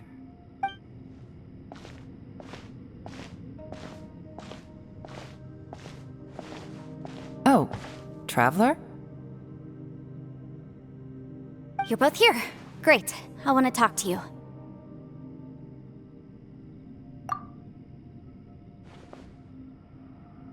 I also felt that the space was targeting us, but Yenfei managed to exploit its weakness. Leave it to Yenfei to find a loophole. Based on what just happened, we can now confirm our suspicions that space and time function chaotically here. In addition, we must stay vigilant to avoid the traps set for us by this place. Now that we've found the Conqueror of Demons, the next thing we need to do is find a way out. I went back to the domain again just now.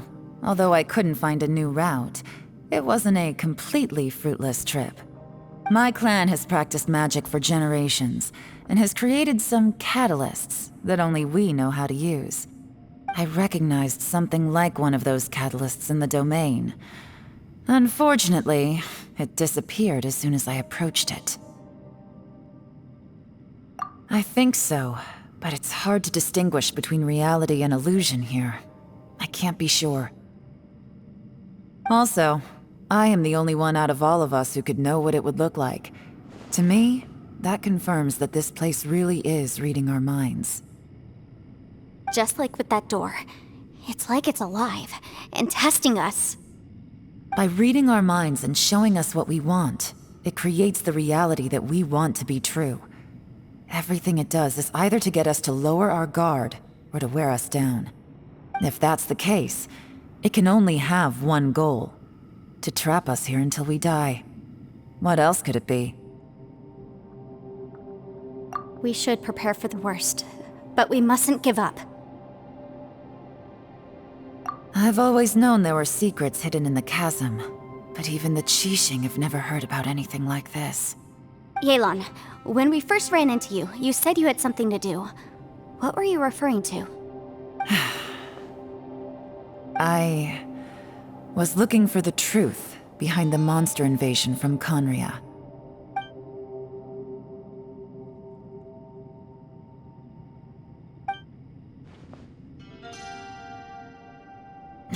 Please keep everything I'm about to say to yourselves. No one else can know. Otherwise... We got it. 500 years ago, a wave of dark beasts from Conria attacked the 7 nations of Teyvat. Naturally, Liyue was also affected. Under Rex Lapis's command, the Millelith fought hard to hold the front line near the chasm. But these were vicious beasts, and this was the most desperate battle Liyue had ever faced. At a critical moment, someone distracted the monsters and led them away. Just when all hope seemed lost, the tide turned. The Liyue army eventually won the war, but there were many who never returned. 2 of my ancestors took part in that war, and the one who made it back went insane. Everything about it was strange. The current generation of Qixing knows very little about these events, and very few came back from the chasm alive. Finding out the truth has been a waiting game. The day the chasm was unsealed, I put in a request to be transferred here, so I could finally learn the truth of what happened back then. But this place we've ended up in, and the possibilities we're facing, it's all far more terrifying than I'd imagined. We can't give up. Right now, our #1 priority has to be getting out of here alive.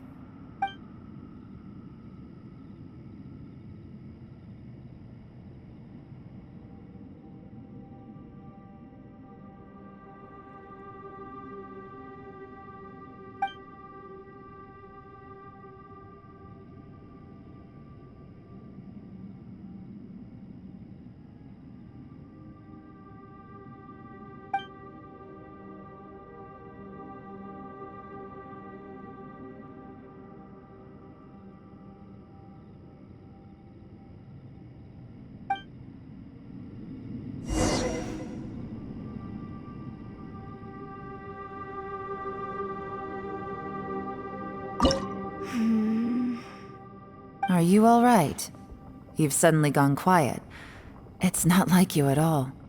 Shh, we'll talk later. I'm just processing all the existing clues we have. Maybe the key to our escape is hidden in some detail I've overlooked. I have to go over everything again. All right, well... Oh, don't worry. I won't write down anything that you told us about. No, I meant if you're going to analyze the facts, count me in.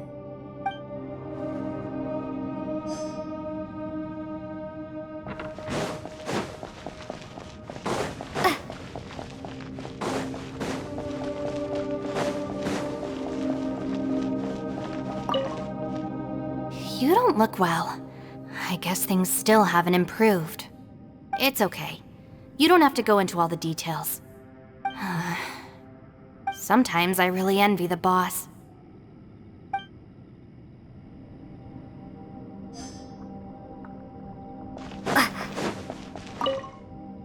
Hey, Ushi.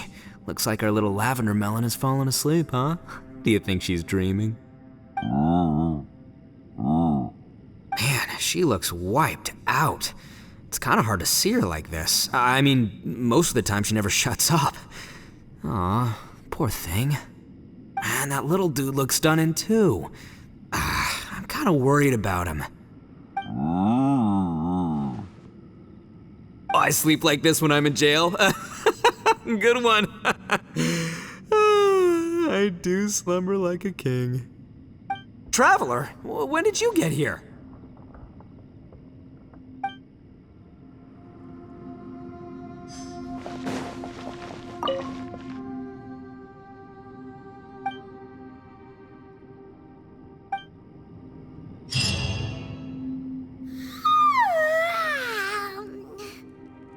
Wait, where are we?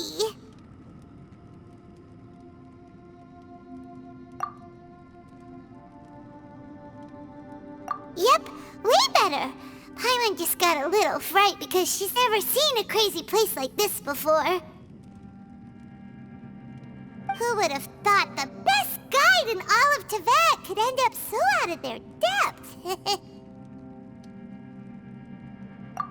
Yeah! So anyway, Paimon just had the weirdest dream. There were cattle mooing constantly. Yeah, just like that! Aw, Ushi, were you looking after Paimon?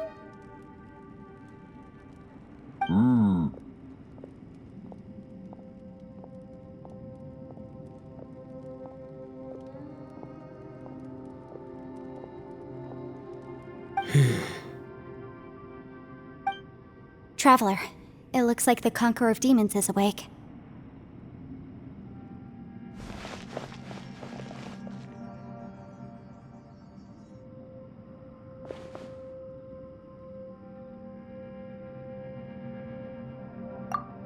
I'm fine.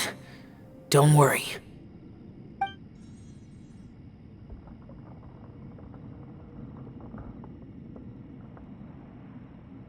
The karma I carry is dangerous to humans.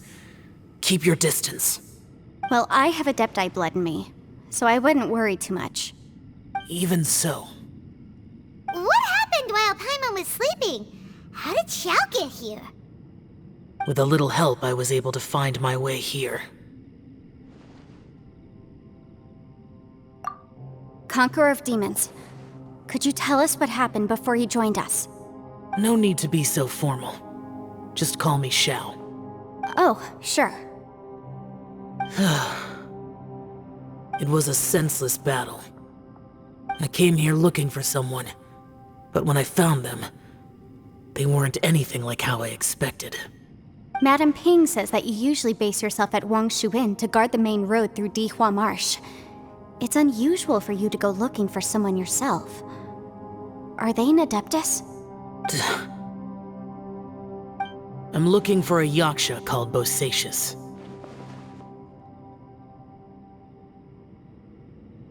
Bosacius? Is that one of the 5 Yakshas? Like you? I thought that you were the only one left. Aren't the other 4... gone from the world? You could say that. But Bosacius's body is the only one that was never found. Yakshas deal with God's remains all the time, and we become tainted by karma. Over time, it inevitably drives us to madness. The last time I saw Bosacius, it was the day he lost his mind. He left. No one knew where he went, and I never heard from him again. But Bosacius was the eldest of us. He once told us, as Yakshas we will experience countless wars. Whether we live or die, we must promise to take care of each other, and know each other's fate to the very end. Did he forget his promise because he lost his sanity? It's possible, but I did not. I am the sole survivor. So it is my duty to find out the fates of the others. What made you come to the chasm? Did you hear something about Bosacius being here? Did you know that 500 years ago, the beasts of Conria invaded the chasm?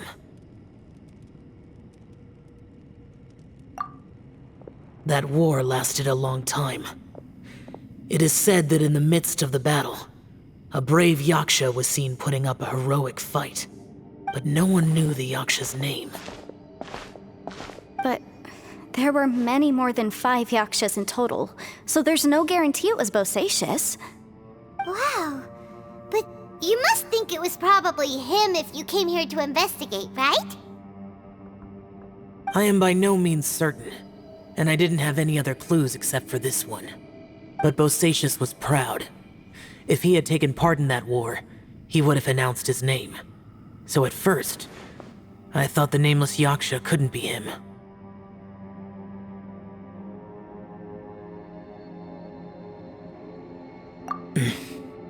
Wait, so it was Bosacius you were fighting with? Did he injure you? Yes. No way! The invasion of monsters from Conria, the battle in the chasm, and Yelan's ancestor. I have a feeling that somehow these are all connected. Life is full of coincidences, but this is too much of a coincidence. Could this all be related to the fantastic compass mentioned in the will, too? What will? Oh, right. I came here because of a will. Maybe it's not something you've come across much before, but both mortals and adepti sometimes write out their final wishes so somebody else will carry them out after they've passed. It's known as a last will and testament. And this can be done at any time? Whoa, whoa! You wanna write a will? Now?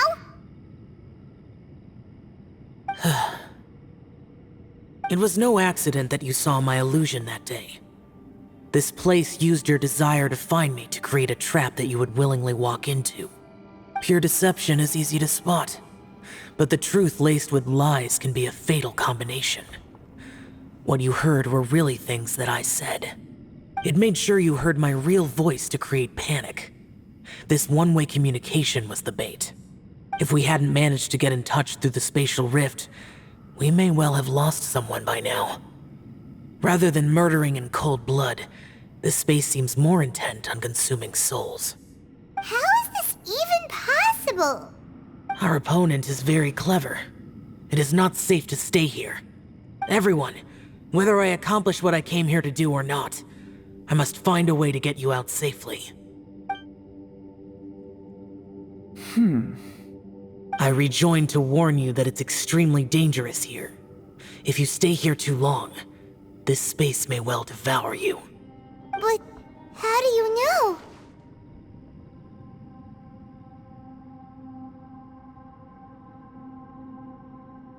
You might become a shadow of your former self, wandering the underground like a lost soul. Sounds like you saw them too. Yelan, you're back. I've been back a while. I was listening to the conversation. I've seen some strange things here too. Objects that shouldn't be here. Strange figures appearing, then vanishing. I don't think any of it is real. So they're just illusions? At first I had the same thought, but it's not that simple. There may come a day when these illusions become real and attack you. From what you were saying a moment ago, it sounds like you know a way out of here. I can't say for sure. It's just a guess. As Yanfei said, this space is chaotic and unstable, but it has its weaknesses. By attacking the point where both spaces connect, I was able to create a rift and move from one to the other. So, if I use all the energy I have, I may be able to tear a passage out of this chaotic space. Really? So powerful attacks can affect the space itself. I had wondered if that was a possibility. Whoa. But what do you mean by all the energy you have? I mean, it will take everything I've got. Wait a minute. When you said you were gonna get us out safely, you mean you're gonna stay here? You can't be serious. I saw Bosacius underground. That's when I realized the horror of this place. A single blast can only create a very small opening. To send you back to the outside world, I may need to continuously channel power in order to keep the tunnel open. I know how to fight to the bitter end. I can do this.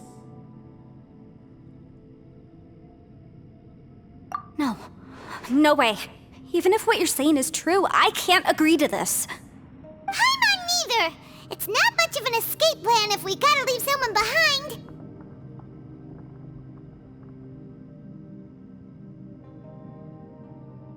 It's only a good or bad plan if there are other options to compare it to. But that's not the situation we're in right now. I doubt you'd still be stuck here if anyone had a better idea. But can you be certain that your plan will work? I cannot. What is wrong with you? You can't bet your life on something if you don't even know it's gonna work. It's not worth it. To conclude, I'm not agreeing to this plan. What if I told you, this is my last will? You? That's your strategy, huh? No offense, but we have no guarantee this plan of yours will succeed, or even that it's safe. You said it yourself. Yakshas pose a danger to humans. You really expect us to accept your self-righteous plan just because you say so? The battlefield is a treacherous place. Every opportunity you take, you put everything on the line for. If you fear sacrifice and failure, you can never be victorious. I've been in my fair share of treacherous battles, so I know full well that you never bring up extreme measures like this until the very, very end. You say these things in the hope that we will understand and accept them. But if you don't even know that your self-sacrifice is going to pay off, all you're doing is hurting morale. Besides, if you were really so determined to end it all, you wouldn't have given us the opportunity to share our opinions. You think you're oh so cold and ruthless, but I'm not buying it. And anyway, losing one of us so the rest can escape?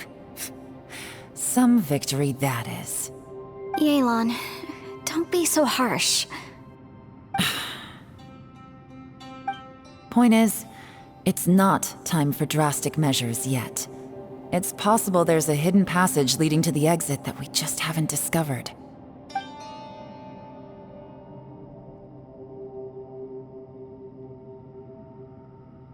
What if there isn't?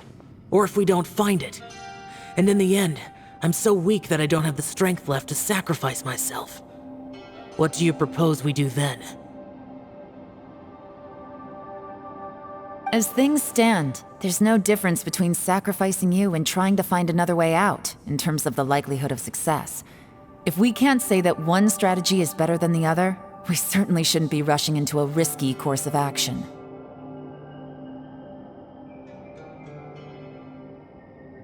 Did someone say a strong enough strike can break us out of this place? Yeah, that's right, I heard ya. No one's staying behind to let anyone else out, all right?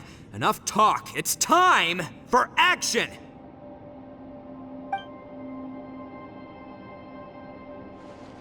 Come on, whatever you are! Let's see how long you manage to keep us trapped in here after I'm finished with you! Easy now. Have a taste of this! Yeah!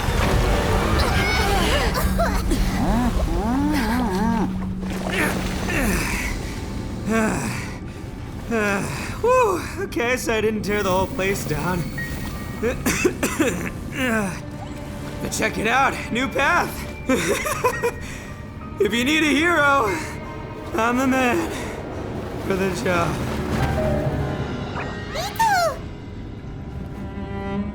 Should have seen this coming.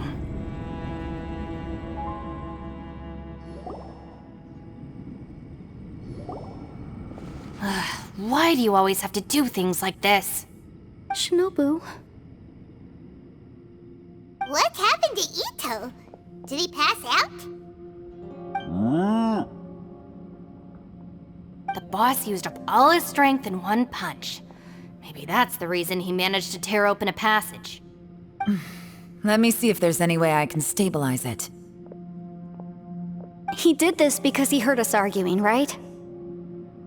The thing with Boss is, he just can't stand conflict between teammates. Whenever we get into an argument in the Arataki gang, he always goes and does something shocking to calm everyone down. Today, he's done it again. He may not have known you for very long, but when he said he sees everyone as part of the same team, he truly means that. Another thing with Boss is, he hates it when other people sacrifice themselves, but he always seems to end up doing it himself.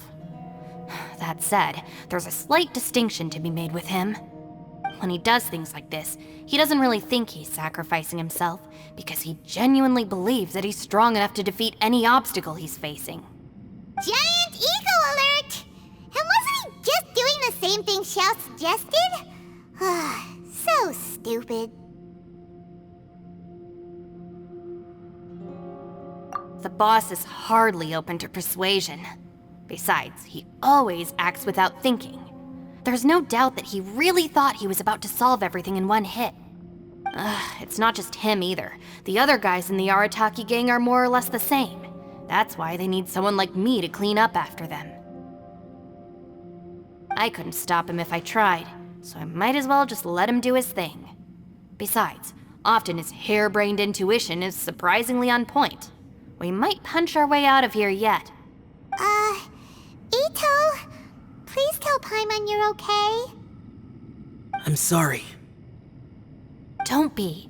You have nothing to apologize for. Both you and Yelan made some very good points.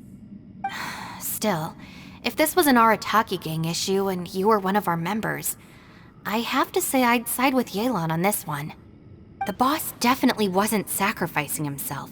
He firmly believed that we'd be able to find a way out through the passage he opened up, and he's certainly not expecting to be left behind.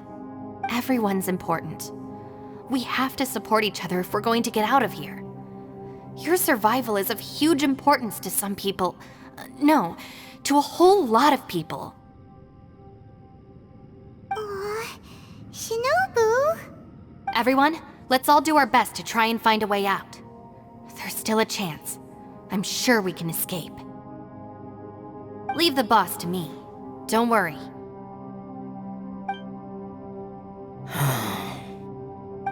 Everyone, it seems this passage doesn't lead to the outside world, but deeper inside.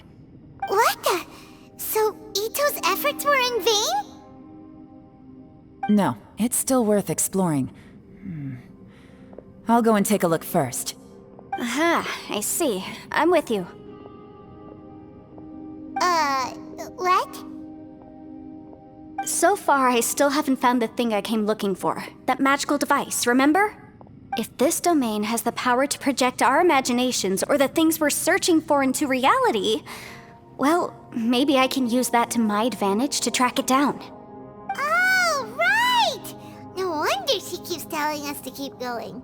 If it's a magical device, it must be super powerful. Well, I can't guarantee that, but it's worth a try. I will find a way.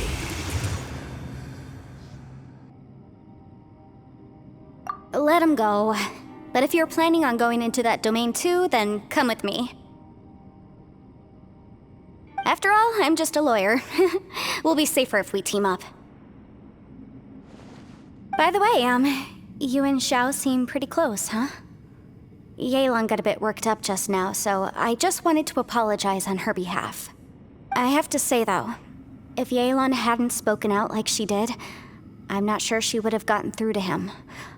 Also, self-sacrifice is something Yelan feels strongly about. She tried to stop whoever it was. From what I know, she's lost comrades in the line of duty before, and then was rescued herself. Maybe being a survivor is what makes her so against seeing other people sacrifice themselves. How can things ever be the same again, knowing that your life was saved when others weren't? In a way, salvation can also be a burden. If I were her, I'm not sure I would have done anything different. Oh, wait, 1 second. I'll be right there. Yeah! Right, that's much safer.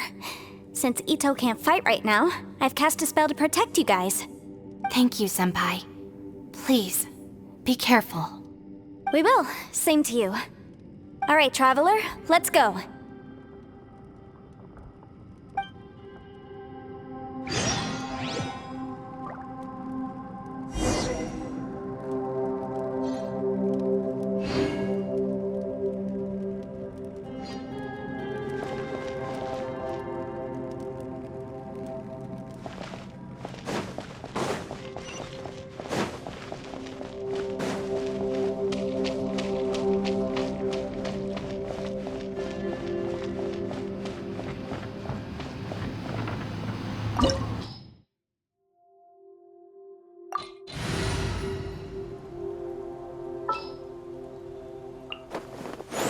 Take care of it.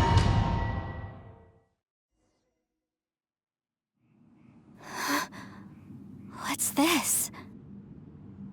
Huh? Look at that huge disc in the distance.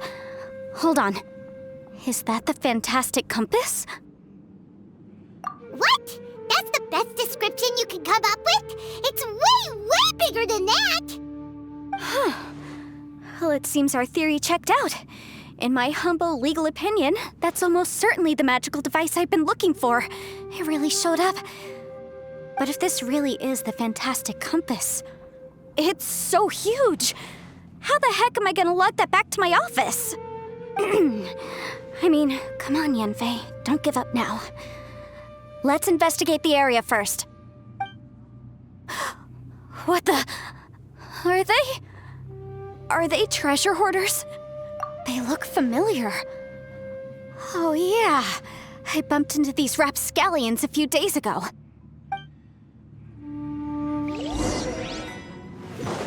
Incinerate! Oof!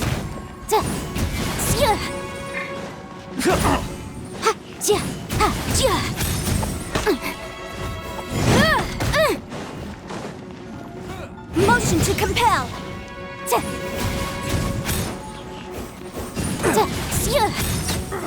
There's a smaller disc here. Judging from the appearance and design... In all likelihood, this is the fantastic compass. Why is there a small version of the fantastic compass stuck in the ground? What's it for? You're open! Invisible evidence!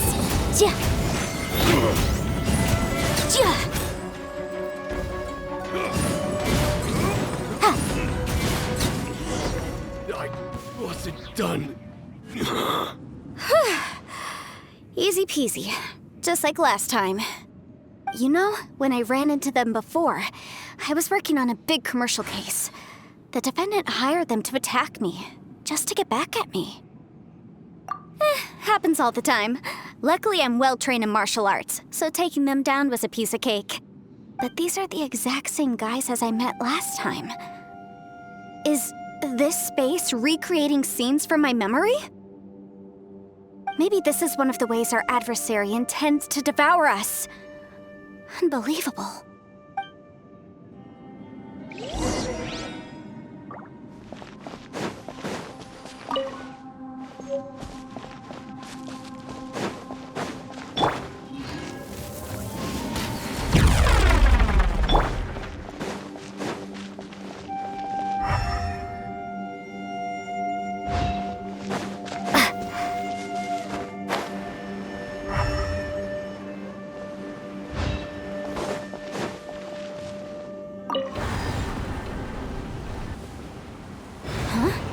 new entrance. Great.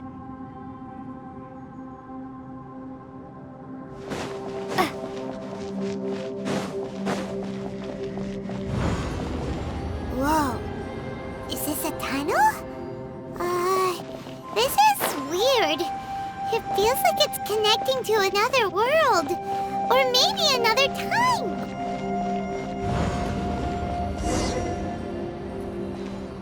I thought we might run into some other people here, but apparently not. The Fatui? Whose memory is this? Ah! Watch out! Just as I thought. Yelan, you're here! I will take you down no matter how many times you show up. Hey, relax. We're together now.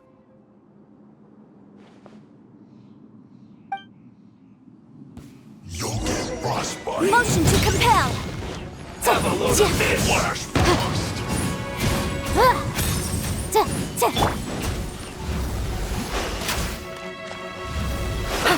Let's move. Frozen descent. Detoxifying heat. It's time for a This was well done. Chill to the bone. Fry. Incinerate! No problem. This was well done.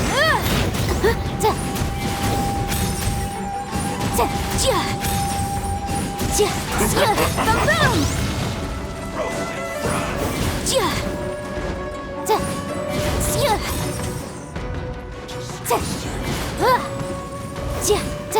This was well done. Motion to compel! Breath of the flame! Roasted fry. Busted. You need to hurry up.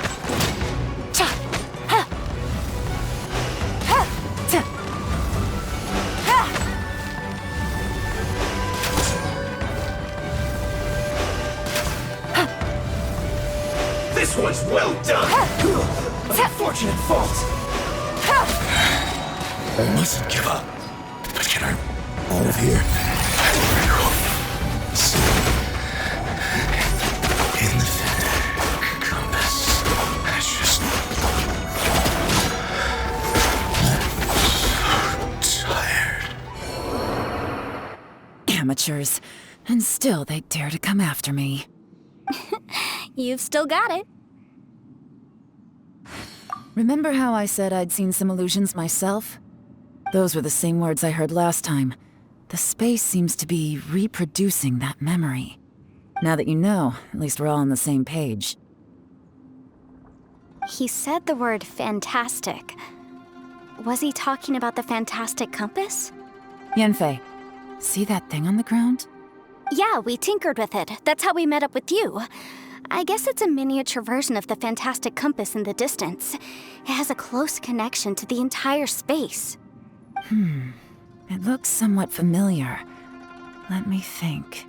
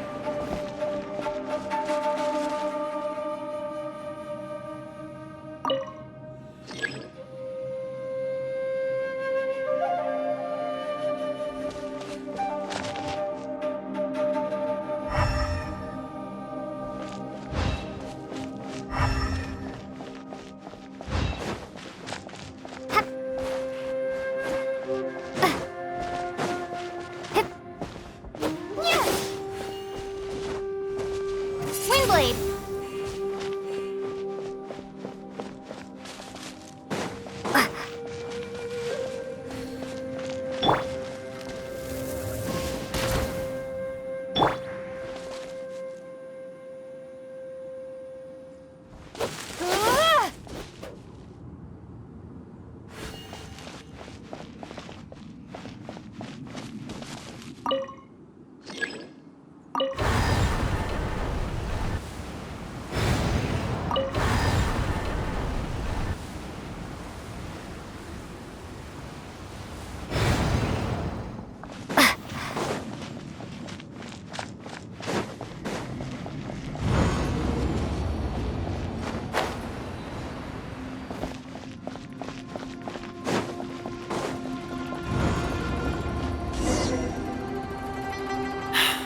Another new space.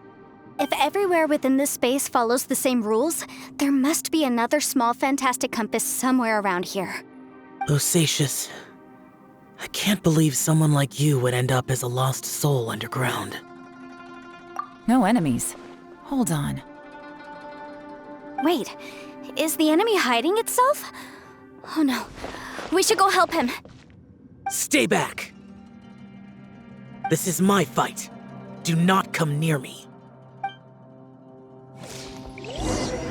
Filthy monsters! So many people have died at your hands! I lured you here to this underground space because I found your weakness. Hiding and ambushing from the dark is Bosacious's signature tactic. Die here with me!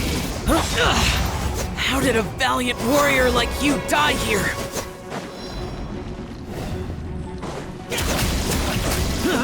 Boring! Uh-oh. This is not going well for Xiao. No matter. I know how this ends.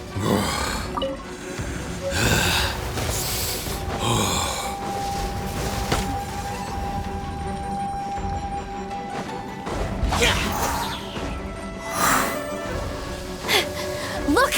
Bosacious is showing signs of fatigue. Bosacious. Martial Retris. Even your strength is finite. But your illusion is not as mighty as you. This is not you in all your glory. I wonder what Rex Lapis would think if he saw what had become of the first Yaksha. Leave! I'll deal with the rest. We can't let the monsters get to the surface. Everyone, remember, we must hold the line at 60 miles outside the chasm at all costs.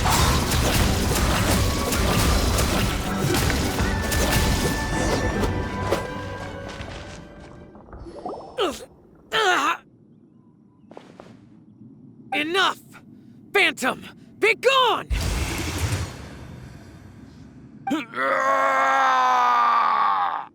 Xiao, are you okay? This is my purpose. Don't worry about me. So your invisible opponent was the legendary Bosacious, Martial Vitris? Yes. So excuse my stubbornness. Bosacious has been missing for centuries. This may have been the last time I will ever see him. He was saying something about holding the line at all costs. He fought here. The nameless Yaksha from the legends. It was him. But didn't you say he'd always announce his name? How could his name be lost to time? What happened? I don't know. Maybe he forgot who he was. Because the karma you spoke of drove him to madness? Bosacious had already gone mad before he disappeared.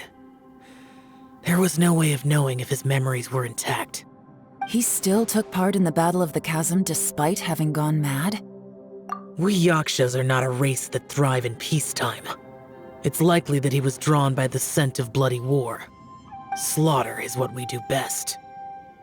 Maybe it's the only thing we know.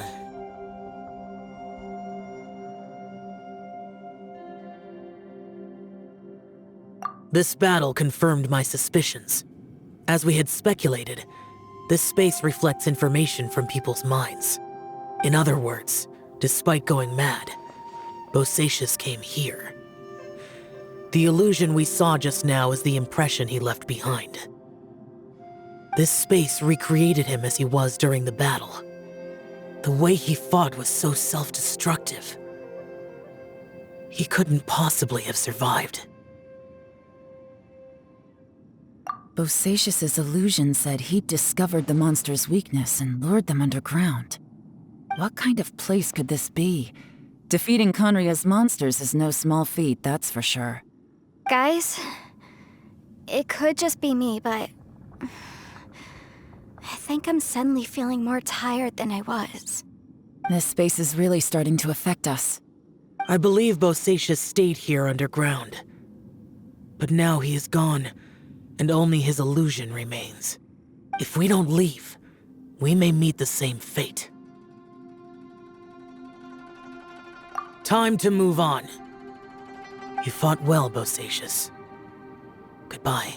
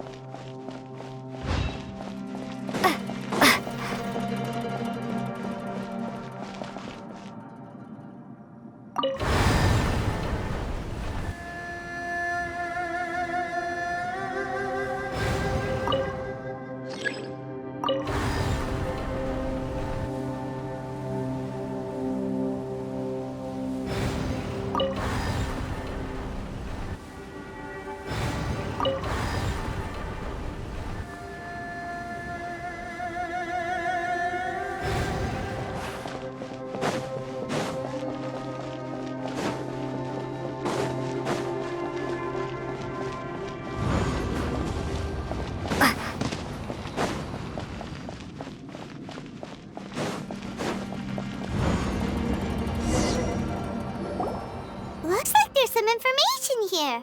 Shall we take a look? Okay, let's see.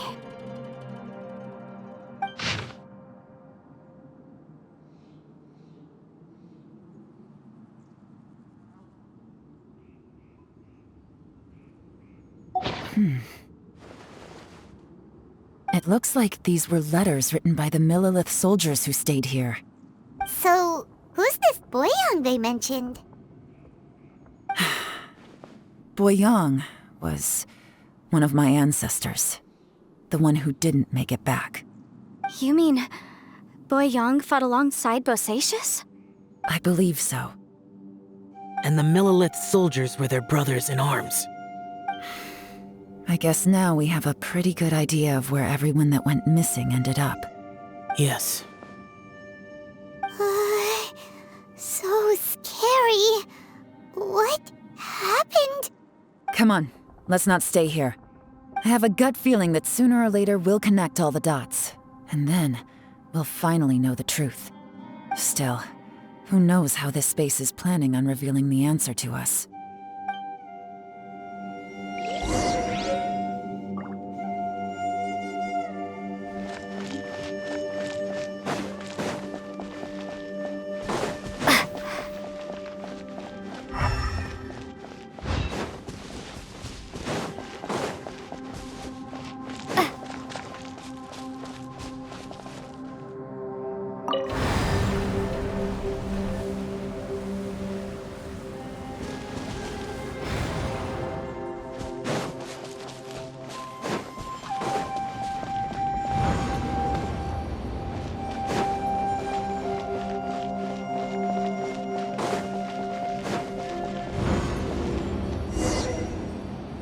There's nothing here at all. What a creepy space. It has the feel of the abyss. But where are the opponents?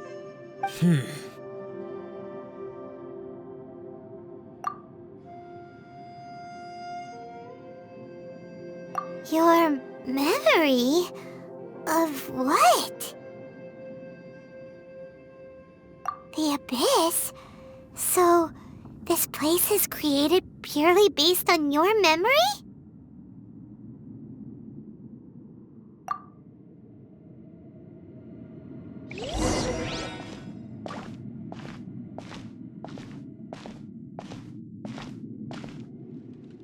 It's getting darker.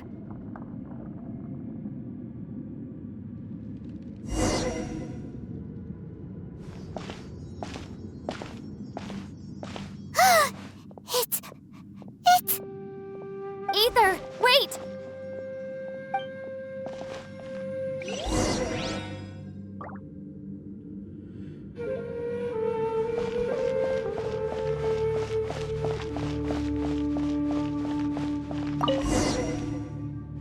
Huh?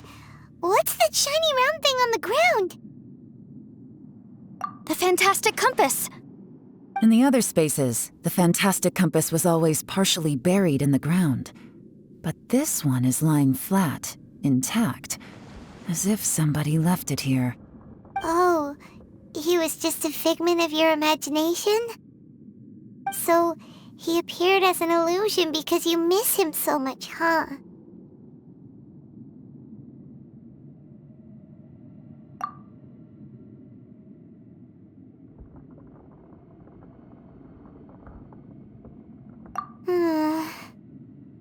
Yanfei, are you sure this is the fantastic compass you're looking for? I think so. There were no pictures in the will, but based on the description, it seems to check out. Yelan? What is it? From the design and build, this fantastic compass looks extremely similar to the catalysts used by my clan. I just need to do this, and... Someone's used this before. There may be a hidden message inside. Let's get out of here and find somewhere safer. All right, here we'll be fine. Take a moment to catch your breath while I try to unlock the fantastic compass.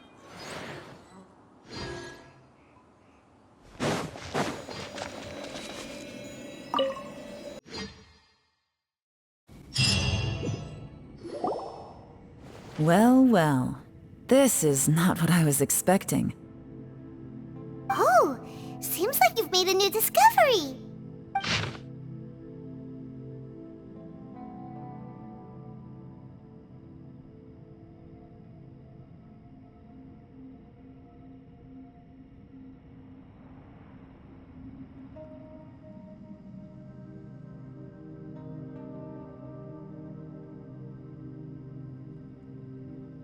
This information was left by a thaumaturge called Boyang, who, as you know, is the missing ancestor that I came here to investigate.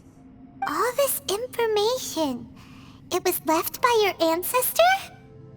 Hundreds of years ago, two of my ancestors, brothers, were gifted the fantastic compass by someone of great importance. They brought this device to the chasm and joined the war against the monsters of Conria. They set out together, but only one of them made it back, minus his sanity. Karma. Correct.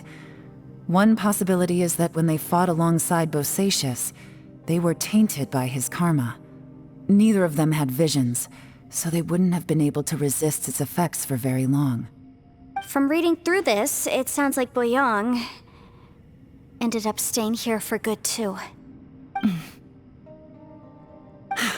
Well, this is just wonderful. So, that's it. There's no way out? What do we do? Are we gonna die here? But Paimon doesn't wanna die! Paimon's had enough of this place!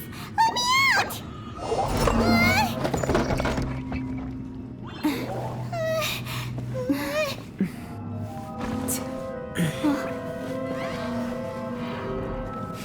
What was that?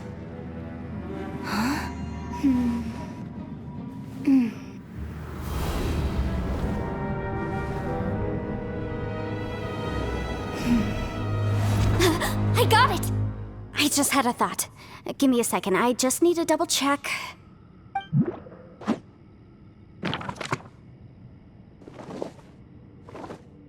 Uh-huh. Traveler, I just realized something.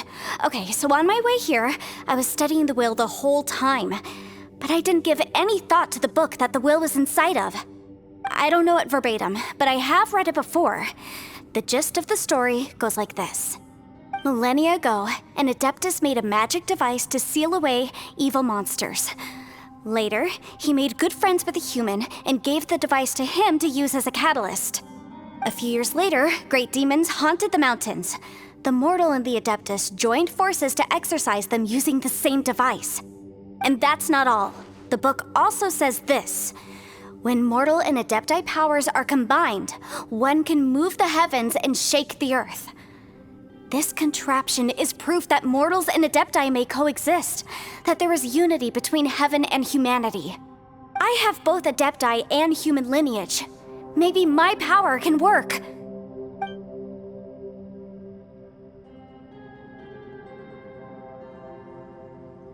It worked!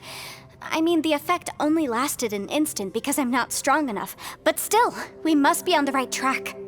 And look, something seems to have been activated inside the fantastic compass. By heaven's might and the gods of the 5 regions, Yaksha and mortal together take this contraption in hand. That's their voices from when they made the seal. Bosacius and my ancestor. They sealed off this space at the top together. I see. It makes sense now.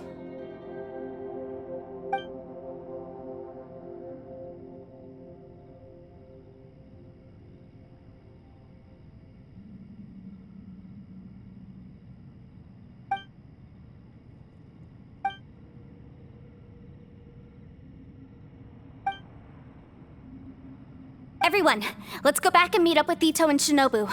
I have a suggestion to make. Paimon can barely move anymore. Oh, why can't we get out of here? Paimon doesn't want to die. Paimon wants to stay with you. Paimon, just hang in there, okay? Trust me, there's still hope. Let's go.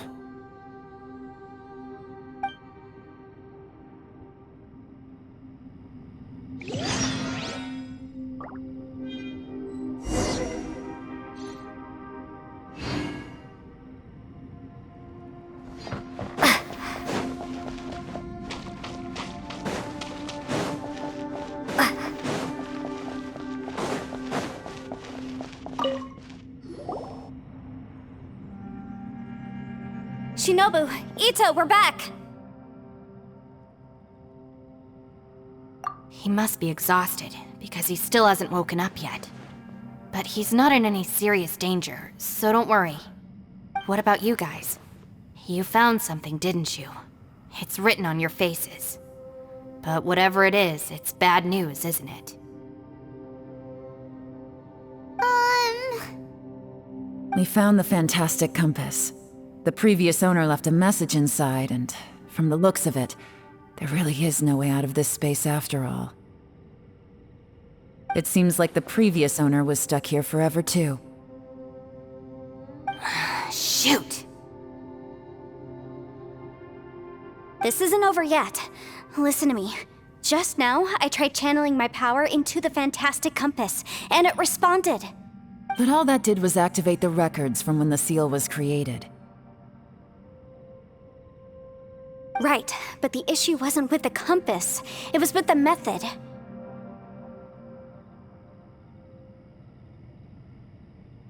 Remember what the book says? When mortal and Adepti powers are combined, one can move the heavens and shake the earth. Only when a mortal and an Adeptus combine their powers can the fantastic compass be fully activated. I'm a mix of human and Adeptus, so the fact that the fantastic compass responded to me shows that the system is still functional. Lucky for us, we also happen to have a full Adeptus and a human with training in the magic arts.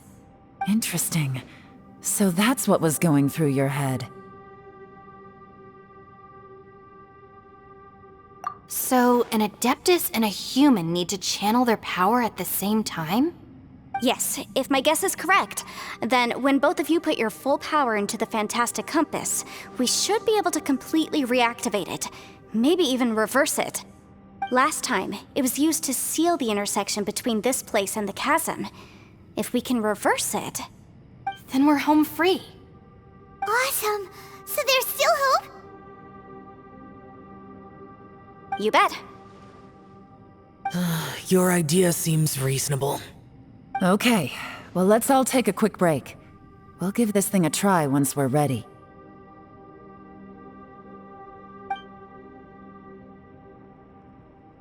Oh boy, Paimon's so nervous. Yelan, Xiao, how are we looking? I'm all set. I'm ready. Oh, but Yanfei, there's one thing you might need to mentally prepare yourself for. I'm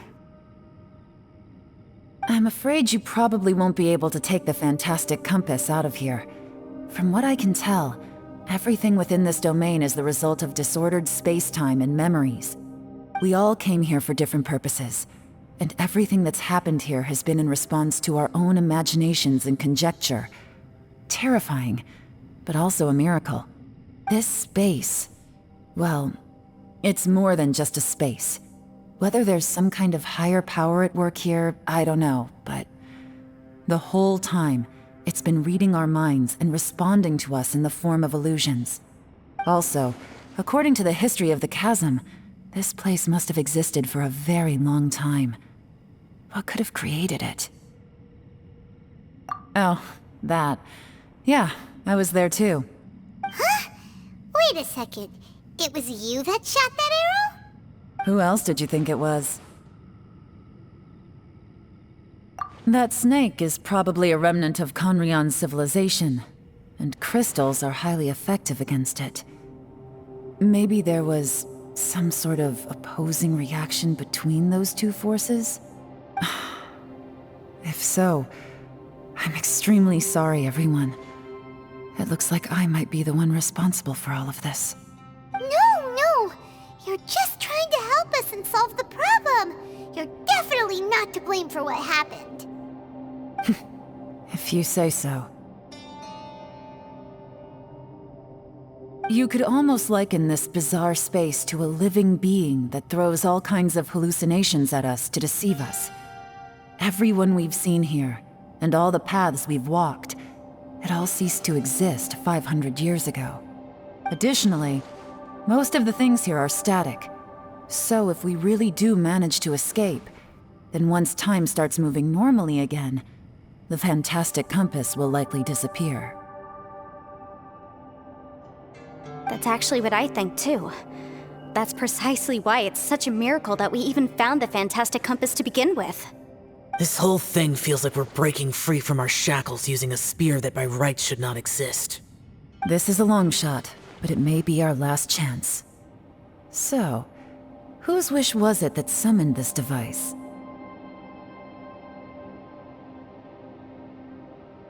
Perhaps it was.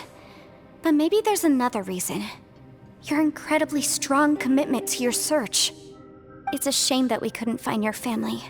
But if they were here, I'm sure they'd want nothing more than to see you being rescued from this place. I gotta say, it does intrigue me, the way we all ended up here together. If this is fate, then let's grab it in our hands and turn it around. Leave the boss to Ushi and me. We're ready. Traveler, take care of Paimon. Yanfei, you might need to come closer to me when the time comes. Sure.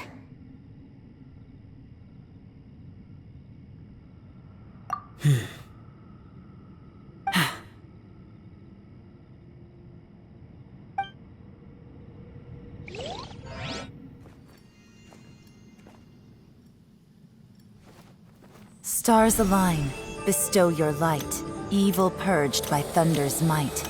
Spirit curbed, pneuma surge, by dictum divine, heed these words. Do as I command! Aha! The fantastic compass is an amplifier. Maintain this energy level and we may stand a chance. I will maintain the energy flow. Understood. Everyone, stand back.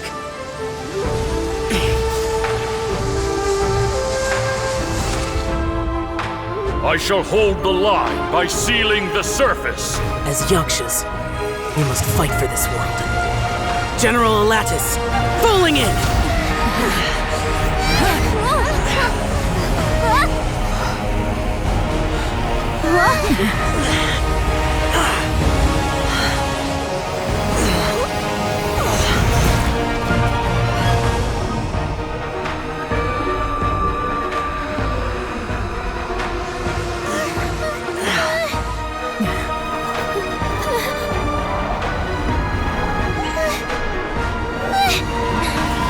Watch out!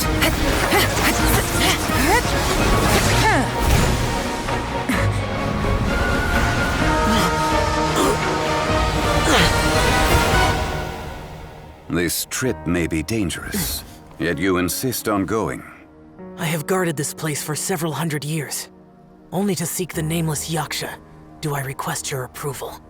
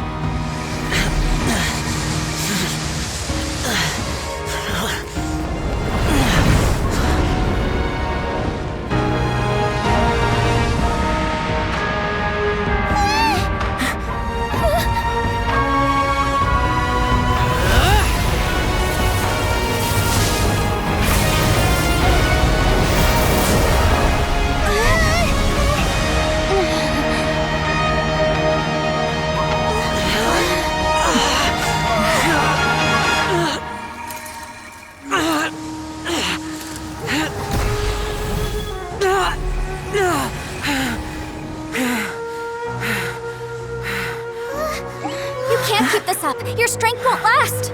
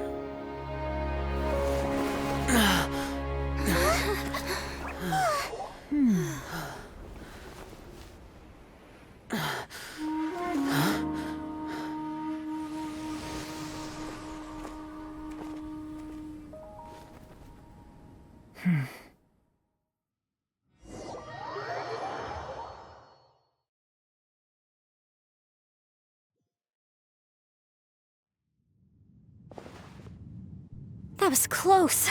I thought you were gonna get left behind. I'm so glad you're okay. That was terrifying.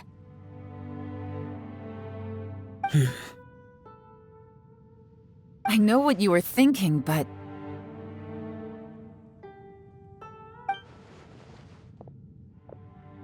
Never mind.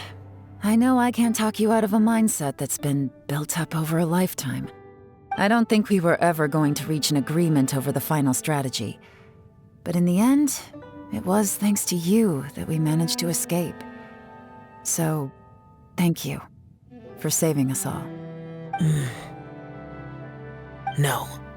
I could not have done this on my strength alone. Don't mention it. It looks like everyone got out unscathed, but you all look pretty exhausted. Rest up. There's no hurry to move on from here. As for me, I'm gonna check the area for any unusual activity.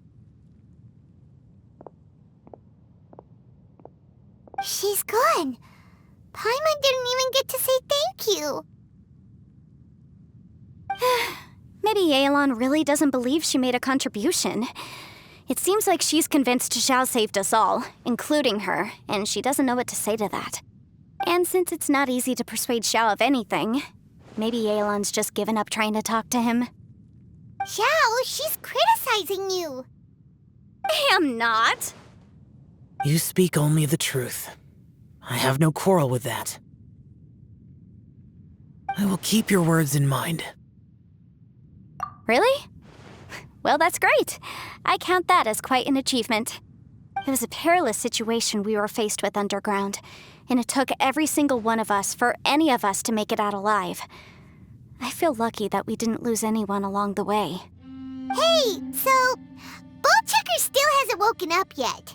Surely he's not gonna stay asleep forever, is he? Let's go check on him.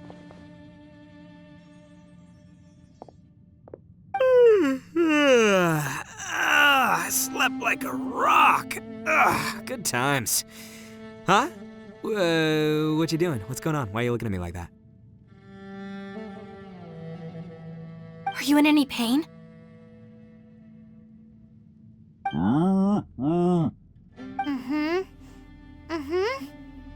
The head? What about it? Is there any brain damage from the impact? You need to tell us if you're not feeling well. You weren't that bright to begin with, so if we add brain damage to the equation... Oh, brother. What the heck are you guys talking about? I'm fine. I had an epic power nap, and now I feel like a million more.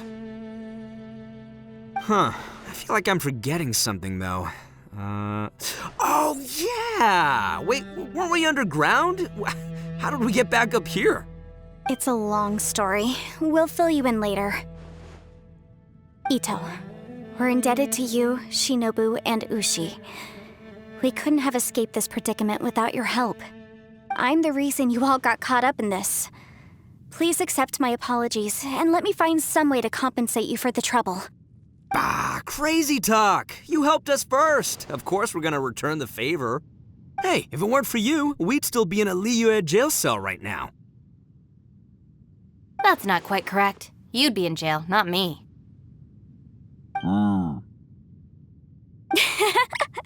Good point. Well, okay then. How about this? To celebrate our newfound friendships, how about you let me take you to Liyue Harbor for some sightseeing and a proper meal? I like the sound of that. Now that you mention it, whew, I am famished. Oh, I can barely walk here. I'm hungry too, Senpai. Why don't we head straight over? Paimon too! Paimon wants to come too! Huh? Fine! Alright, well, I promise I'll take good care of your friends from Inazuma. Take it easy, okay? What we just went through was a lot. Oh, wait! Yelan left already. I was gonna treat her to some tea. But I'll take this to mean we're square.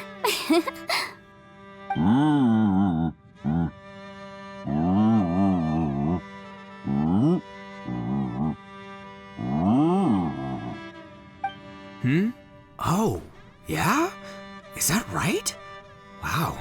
Okay, I'll let him know.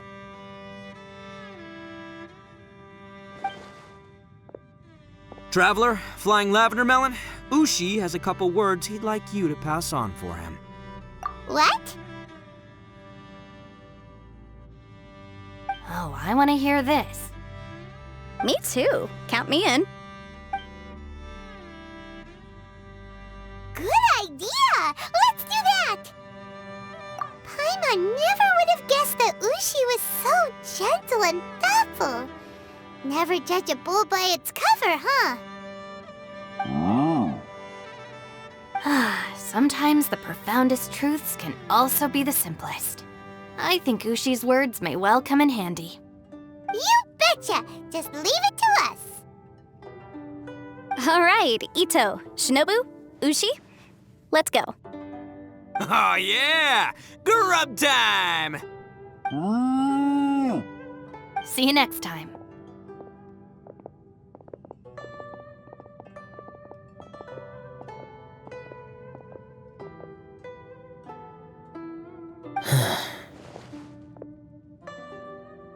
Finished taking care of business? Oh, there wasn't any business. We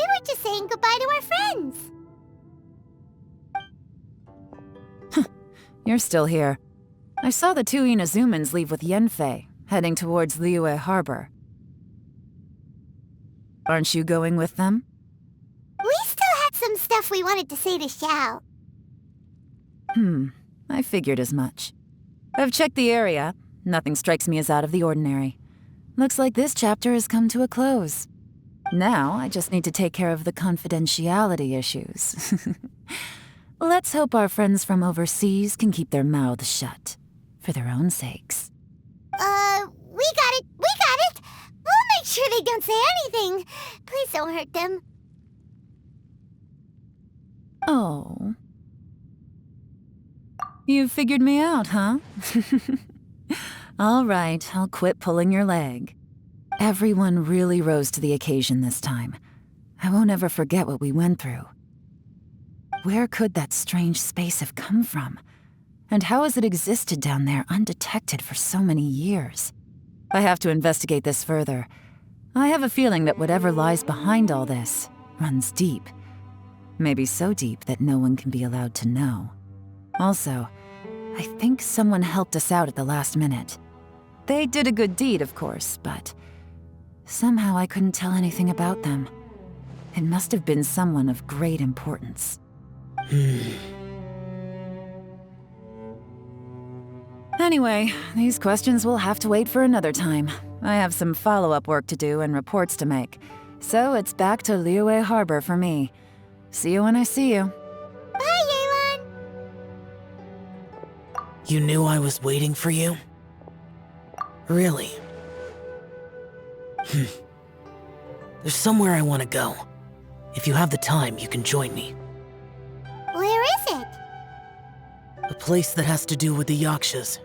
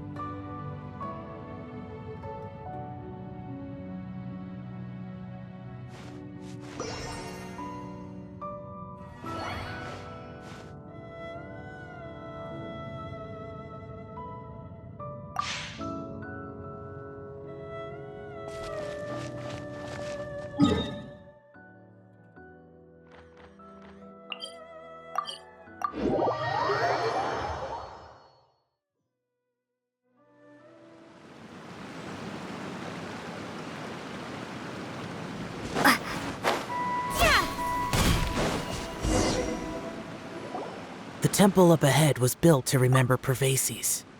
Maybe I came here because I had a realization. You mean back when we were underground?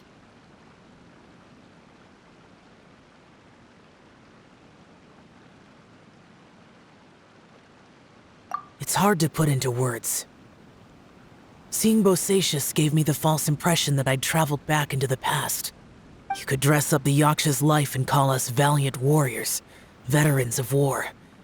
But the truth is, we are slaughterers and nothing more. For Bosacius, perhaps dying in the heat of a great battle was no tragedy. And perhaps the same is true for me. After living so long, to die in the act of saving others would not have been a terrible thing.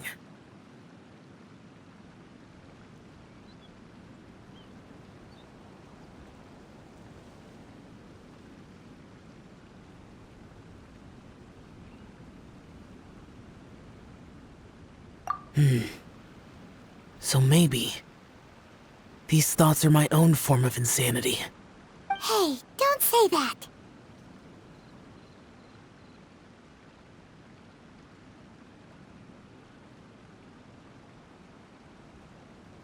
Oh yeah, Ushi wanted us to tell you. It's very important. Ushi said he has the power to exorcise demons, so people use him to fend them off. But after he met Ito, he's never left his side. He also said that he doesn't have any grand philosophies. He just thinks we should spend our lives around the people who make us happiest. Maybe there aren't so many rules about how we should or shouldn't live our lives in this world after all. So, he hopes you can come to understand that even though the power of a yaksha may be harmful to other people, it doesn't mean you shouldn't hang out with them. Yep, like people with visions. They have more resistance against your power, right? Well, anyway, there's loads of people out there who really care about you. Suddenly you sound a lot like Bosacius and the others. They used to talk about how they hoped to live a mortal's life once the world was at peace. I think I was the only one who didn't think that way. The Bosacius recorded in the Fantastic Compass had lost his sanity. He addressed the people around him as Alatus, Menogius, and others. These are the names of the 5 yakshas. I am Alatus, and Menogius is General Capisis. The others are Bonanis, or General Chisapis, and Indarius, or General Musatis. I heard that people call the 5 of us yakshas, the guardian adepti. Bosacius and Yelan's ancestors stayed underground to the end. So that space must have read their minds in their last moments as they approached death. Yelan was right in everything she said. Both of our proposals had their drawbacks, and both were sensible suggestions. But the power of that space was far beyond all of us. I couldn't have done all I did without everyone's help. Even in the final moments, it took every bit of my power to break free from that place. Well, Paimon still thinks you were amazing. Yanfei and Yelan are correct. I always prepare for the worst-case scenario. This mindset is deeply rooted in me. Even so, it was the most optimistic solution I could think of. If Rex Lapis hadn't saved me in that moment, I don't think I would have been able to escape. In the end, I still had to burden another. But that's how it should be, right? You've known Zhang Li, Rex Lapis, for such a long time. And you've helped him before, so he helped you back. What's the big... Perhaps. In the moment that we escaped from that space, I could sense what was left of Bosacius's memory. If I had to say what I gained from this trip, I think that would be it. It's good that one more person will remember him.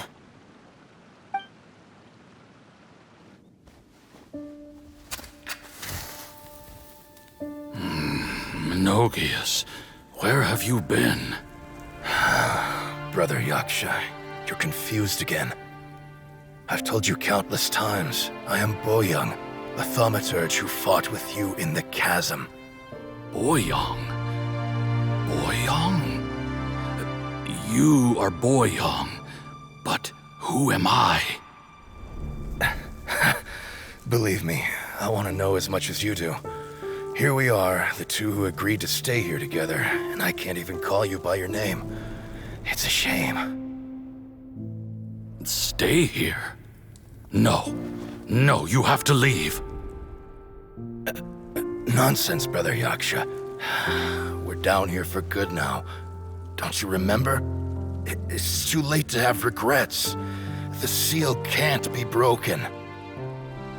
The seal. Ah, yes. I'm a Yaksha who came here to fight. Brother, are you okay? Look at the state of me. I don't think I've got long now. We're the only two left. Don't go dying on me. You know, today I saw my family down here. Clear as day. What do you think? Am I losing my mind now too? Boyoung, do you want to go home? I made my decision to leave Zhongzhao up on the surface. I obviously...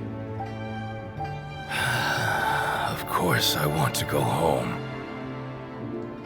I must have family too. You mean brothers and sisters? I'm sure you do. Brothers and sisters. Yes, but who am I? And where is my family? Brother! What's wrong? Hang in there. It's just you and me, don't die before me. Alatus, is that you? Who's Alatus? Your memory's going again. I'm sorry. You all have to see me in this state. Brother! Brother! Look, there's someone over there. Who are they? They're my...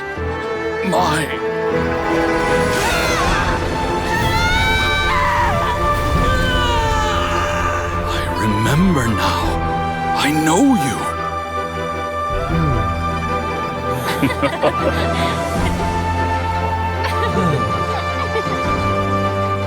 My brothers and sisters have come for me, Boyoung. You're awake? At least tell me your name. Brother Bosacious. Hey, Bosacious. Bosacious. I am Bosacious, and my destiny is to make the ultimate sacrifice.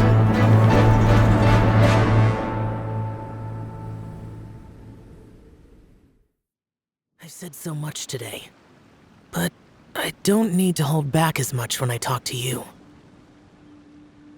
Have you ever had a moment where you felt like you were aware of your destiny? The potential of life? The approach of death? Whatever it might have been. By now, I have accepted that destiny is the one disaster that the Yaksha know most keenly of all. We are destined to misery. And yet, we have no fear. How? It matters not. Rex Lapis had said that you are a witness. It is right that the events of the world are relayed to you. Bonanis, Menogius, and Indarius all perished, and only Bosacious's fate was unknown. This has always stung my heart like a thorn. That is why I went to the chasm, despite being fully aware of the danger. Now that I know what happened in the chasm back then, I can finally put this matter to rest. Before we left that place, I picked up a stone. I thought if I could take it out with me, I would place it in the temple to Pervases in memory of Bosacious. Unfortunately, the stone did not survive. Pervases died in the Archon War thousands of years ago. He was younger than us, and Bosacious was very sad when he passed. Too many Yakshas have become casualties of battle. We are like a flock of birds, scattered to the four corners of the world. And in the end, as Bonanis said, it's rare for a Yaksha to find repose for their soul. Bosacious, Boyoung, and all those soldiers. Heroes. I like that word. Maybe the world will never be free of disaster. But there is good in the world, too. Even the darkest hearts have room for those they cherish. I accept your advice. From this day on, heroes will always look out for each other.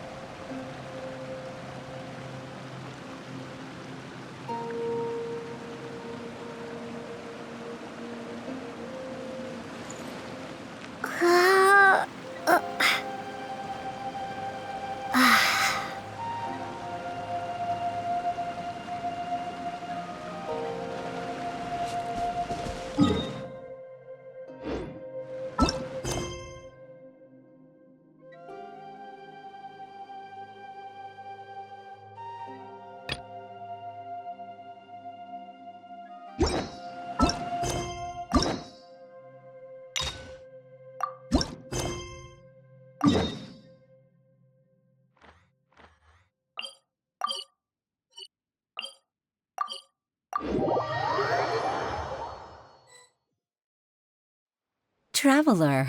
Paimon, it's been a long time. Oh, hey, Hoishin. Long time no see. Fancy meeting you here.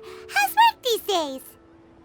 Thanks to the help of people like you and colleagues like Ganyu, better all the time.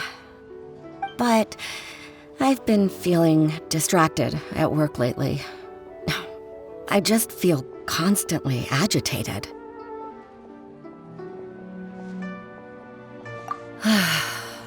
It's a long story. But my father, he's thinking of stepping down from the Tianshu position due to health issues. Huh? What's wrong with Uncle Tian? Nothing specifically. He's not unwell. He says he's just increasingly low on energy these days.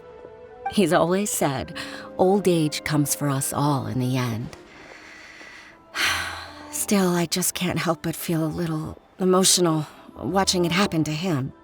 Anyway, my father's currently on the second floor of Yangsheng Tea House. Why don't you come pay him a visit with me? He seems very fond of you, too. I'm sure chatting with you will make him very happy. Sure, let's go.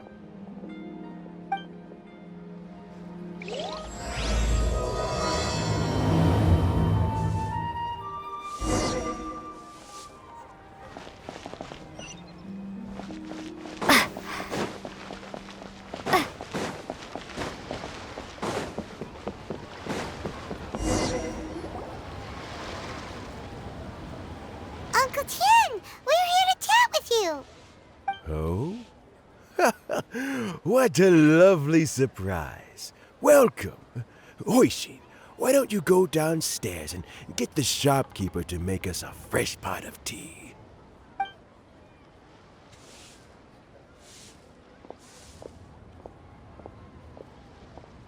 I heard that you've been traveling all over the place recently.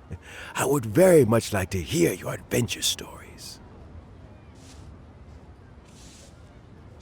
Hoishin told you, didn't she?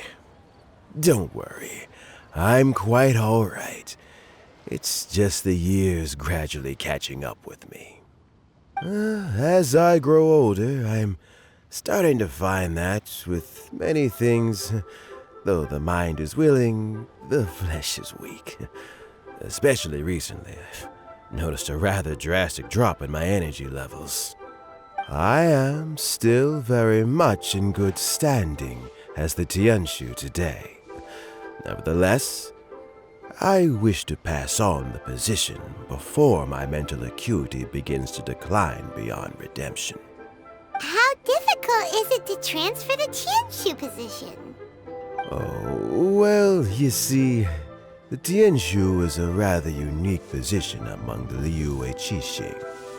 Historically speaking, the Tianshu rarely appears in public. We stay behind the scenes, planning and giving advice, so a public selection process would not be suitable. We also want to keep any prospective Tianshu candidates free from influence by outside forces, so we tend to be as discreet as possible in their assessment and appointment. For these reasons, the incumbent Tianshu typically recommends their candidate of choice, and this is then approved by the other Qixing members.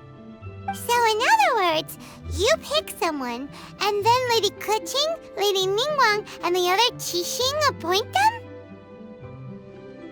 Correct. Unfortunately, due to my health, I won't be able to assess every candidate myself. Not to despair, however, because I found someone exceptionally capable to act on my behalf as assessment officer. In fact, I believe you recently became acquainted with her yourself. Oh? Who is it? I'm heartbroken. I thought it might take you a little longer than this to forget all about me. It's Yelan! Jackpot. Uncle Tian here asked me to assess 3 candidates for him. Fancy joining me? You'll be among the first to get to know the next Tianshu. Might be a good opportunity for you. What do you think? Paimon thinks so too. It can't be a bad thing to be on good terms with a new Qixing, right? All right then. Though, I gotta say, Uncle Tian, you say you're into behind-the-scenes planning? My work's of the covert variety, too. Don't you think I might make a good Tianshu? Huh? Yelan, you want to be the next Tianshu? I'm not opposed to the idea, but I suspect Ningguang wouldn't let you go very easily after how long you've been working together. So, how about this? If your investigation reveals that none of the other candidates are qualified for the position, I'll recommend you for the job. Deal. Well, you guys take your time. Everything's all set for the assessments to go ahead. Meet me on the first floor when you're ready. Until then, have a pleasant conversation. Oh, and no need to pay for your tea. As the new owner of this fine establishment, this runs on the house.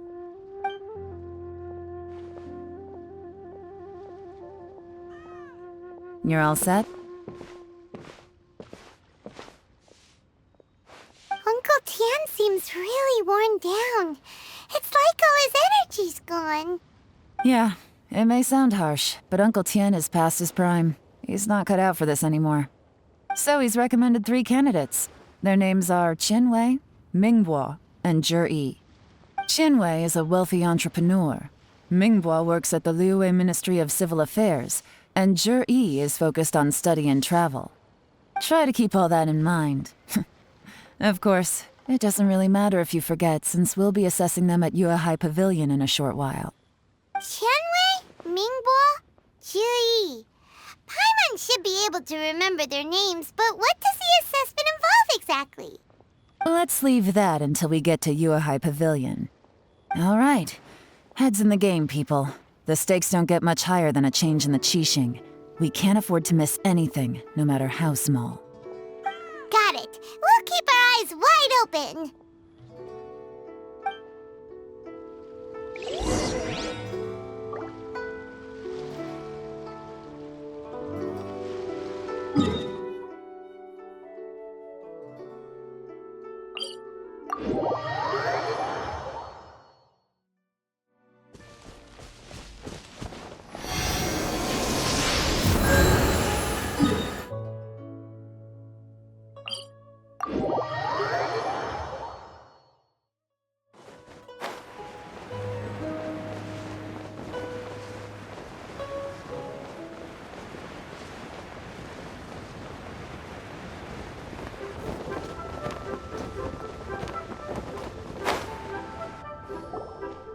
My legs are getting sore. What is wrong with this assessment officer? This is a huge occasion and I don't even get a chair.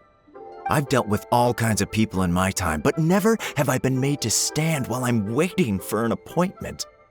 Oh, I mean, I think it's fine. That's called being complacent. If you're happy to just accept the way things are, you'll never be able to change anything in the future. Oh, come on. That's just... Now you're just being unreasonable. All right, you two. Let's not get into a big argument over this. It's not worth it. Qianwei, that was a bit uncalled for. And Mingbo, cut him some slack. We've all been standing around for a while. It's natural to be getting irritable. Look, how about this? There's no rule saying we're obliged to stand up while we wait, so why don't we borrow some chairs from the guild nearby? Fine. They're not the best quality chairs, to be sure. But under the circumstances, it would be better than nothing. It looks like all 3 candidates have arrived. We'll meet them formally soon. Before that, let me run you through the assessment process. I've split it into 2 stages: current affairs and planning, and face-to-face interview. In the first stage, candidates are required to submit a manifesto for Liyue's development. In the second stage, we will ask them some questions in person. Writing a manifesto takes time, so I informed them of this requirement in advance. These are the reports they submitted. Wow, one of them is really thick. It's also worth mentioning a stipulation I gave them. Whoever is appointed as the new Tianshu will be expected to implement their plan as put forward in their manifesto. Failing the occurrence of some cataclysmic event, they will not be permitted to change their plan. Therefore, these 3 piles of documents in front of us represent where each candidate stands on key policy issues. There's still some time. Have a skim through, get a first impression of what each person's proposing. I'll be waiting off to the side. Just let me know when you're done.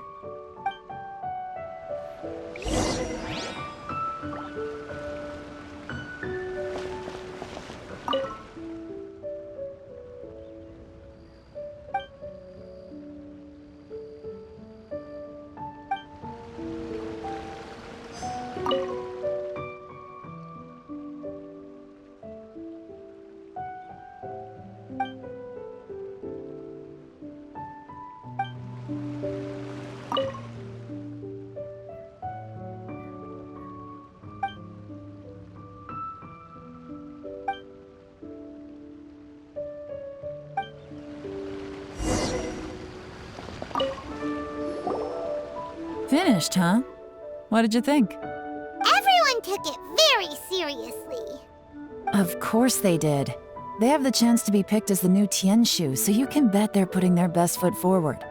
And keep in mind, whoever gets in has to execute their plan as written. Nobody wants to have any regrets. That's for me to know and you to find out. We can talk more after the interviews. We'll see the candidates now. Let's do one at a time. Start with Chenwei. Yes, ma'am.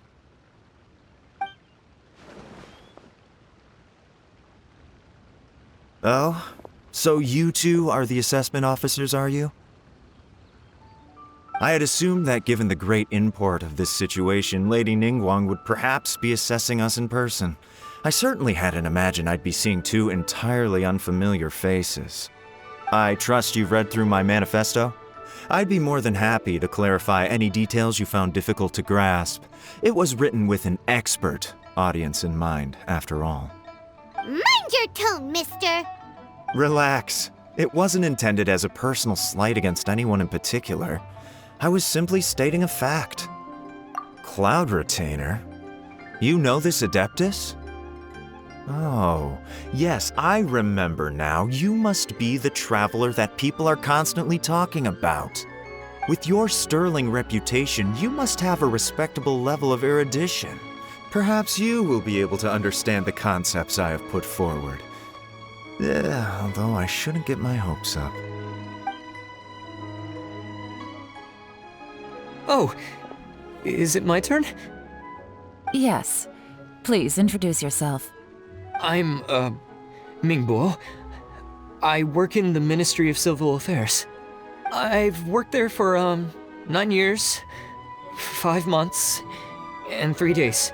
In that time, I've handled, 2,347 cases. I have 12 active cases at the moment.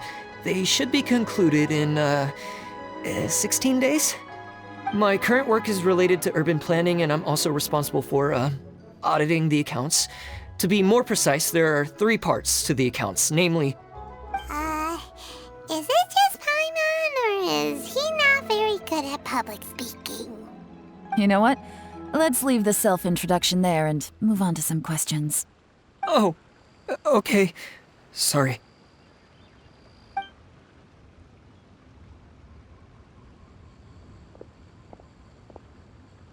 Hello. Not gonna lie, I'm feeling a little nervous. What would you like to know?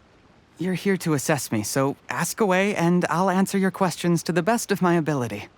Your manifesto is very wide in its scope, but you don't seem to be personally involved in many of the specific fields.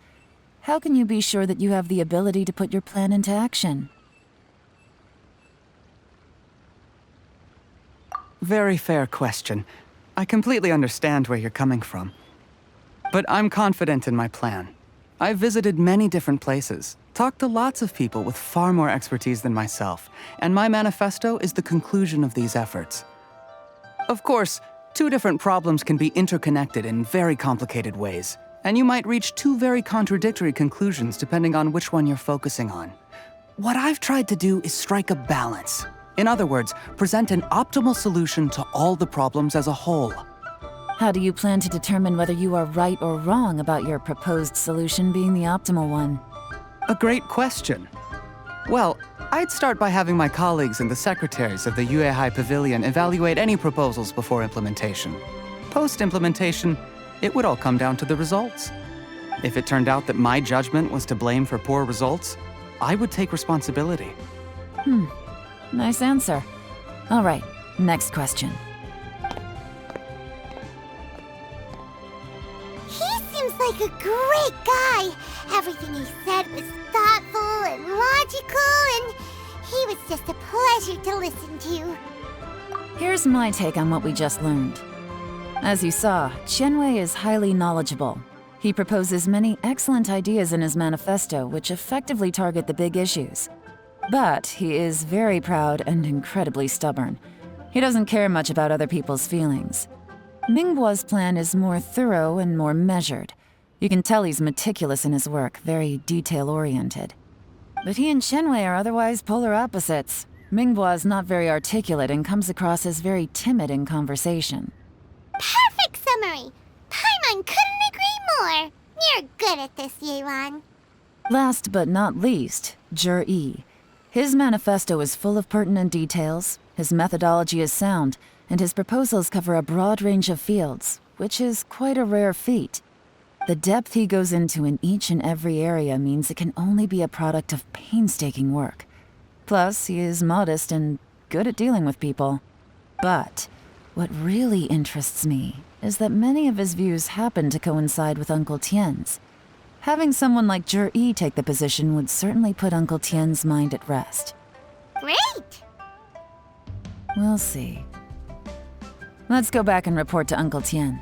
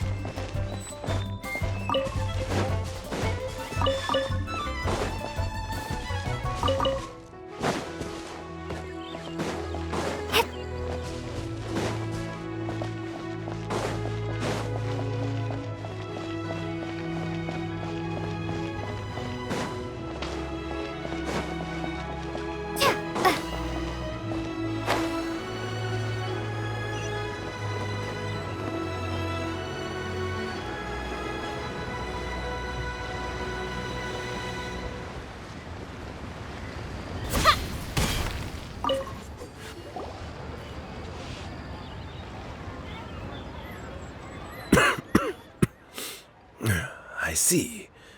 Then it's more or less as I anticipated. All right, then let me ask this. The ideas in Zhi's manifesto are very similar to your own. Is there any particular reason behind this? Oh, I didn't want to say anything when I gave you the list of candidates, for fear of affecting your judgment. But I can tell you now. Those 3 candidates have all studied under me in the past. It's only natural that they share some similarities with me. But Qianwei went on to focus on his business, and Mingbo has always been occupied with his work at the Ministry of Civil Affairs. Of all of them, Zhi was with me for the longest duration. Whoa! So how did you get to know them all, Uncle Tien? Qianwei was referred to me by an old friend. Mingbo came to my attention in the course of my work. As for Zhi, that was pure happenstance. We first met while fishing. Gradually, as we got to know each other, we started discussing all sorts of topics. Zhi came from a poor family, and his parents died when he was very young. But he was a gifted student and a fast learner. He reminded me of a younger version of myself, so I started out giving him a few words of advice when we were out fishing and noticed how quickly he got on. Quite. And now, all of a sudden, he's grown into a mature young man. It's a joy to see, but it also gets one thinking. The young are growing up, and I am growing old. How time flies. No one can escape the cycle of life. I don't know, Uncle Tian. You still seem in pretty good shape to me. You might have another few years of work left in you, don't you think? Oh, you. There's really no need to console me. Having less energy than I used to isn't such a bad thing. It just means I finally have a good reason to retire and spend my days doing what old men like me should be doing. Going fishing whenever I feel like it. Sounds like you sure love fishing, Uncle Tian. Ooh, there's nothing quite like fishing to pass the time. Ooh, and freshly caught fish, they make the most beautiful fish soup with barely any preparation required. Fresh fish soup. Sounds tasty. Doesn't it? Also, some time ago, Jury purchased a very special recipe from an old fisherman. When we've been fishing recently, Jury always brings some extra ingredients he prepared in advance. The addition of these makes the soup taste even more wonderful. That flavor makes for a fond memory. But at my age, who knows how many more chances I have left to taste it again.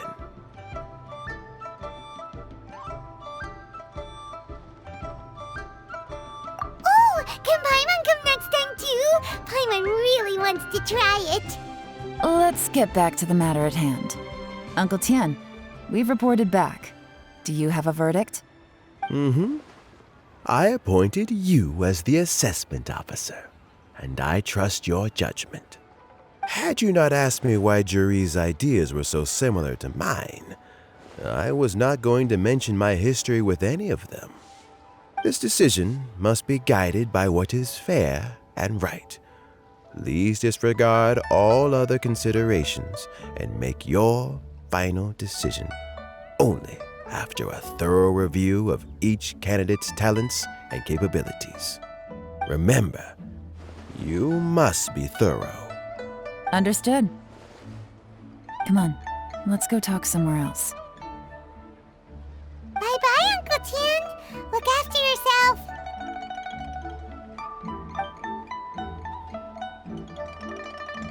So, it's gonna be Jerry, right? His manifesto was written well, and he's the best speaker. Easy. Let's not rush. There's no time limit for this assessment. Huh? So, are you gonna give them more tests or something? No, nothing like that. The assessment itself is complete. But let me give you a word of advice. Things are not always as they appear. The biggest no-no in intelligence work is to only get information from the person of interest themselves. The truth is almost always hidden beneath many layers of deception. You have to get information through many different channels. For example, Wenyuan, Shanghua. Yes? Lady Yelan, what are your orders? Ugh! Who are they? Where did they come from? Did they scare you? These two are Wenyuan and Shanghua. They work for me. As my trusted assistants, they are always standing guard nearby. They also perform various assignments as required. Shanghua is a business expert who gets his information by trading. Wenyuan relies on word of mouth. And there's also Upei, who's not here right now. That meathead must have been out there on sea surveillance for some time now. Is he all right? I seem to remember that he can't swim. Nothing can take that guy down. Certainly not a little wind and waves. Shanghua, visit all the commerce guilds and look into Qianwei's background. Wenyuan, Go to the Ministry of Civil Affairs and look through Mingbo's work files. Yes, ma'am. So what about Juri?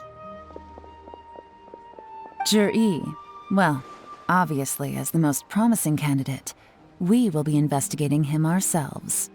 Let's go to the docks first. Lots of people passing through there. You can find out all kinds of things.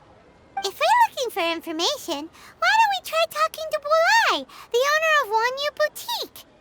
He does business at the North Wharf. Maybe he has some news for us.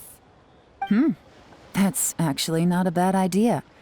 Let's go and ask him.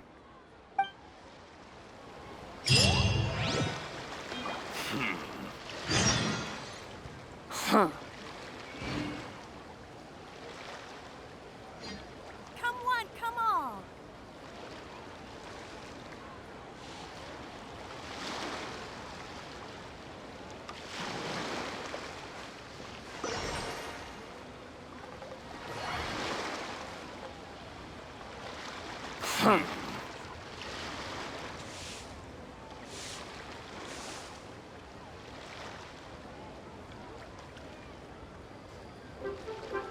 Come on, come on.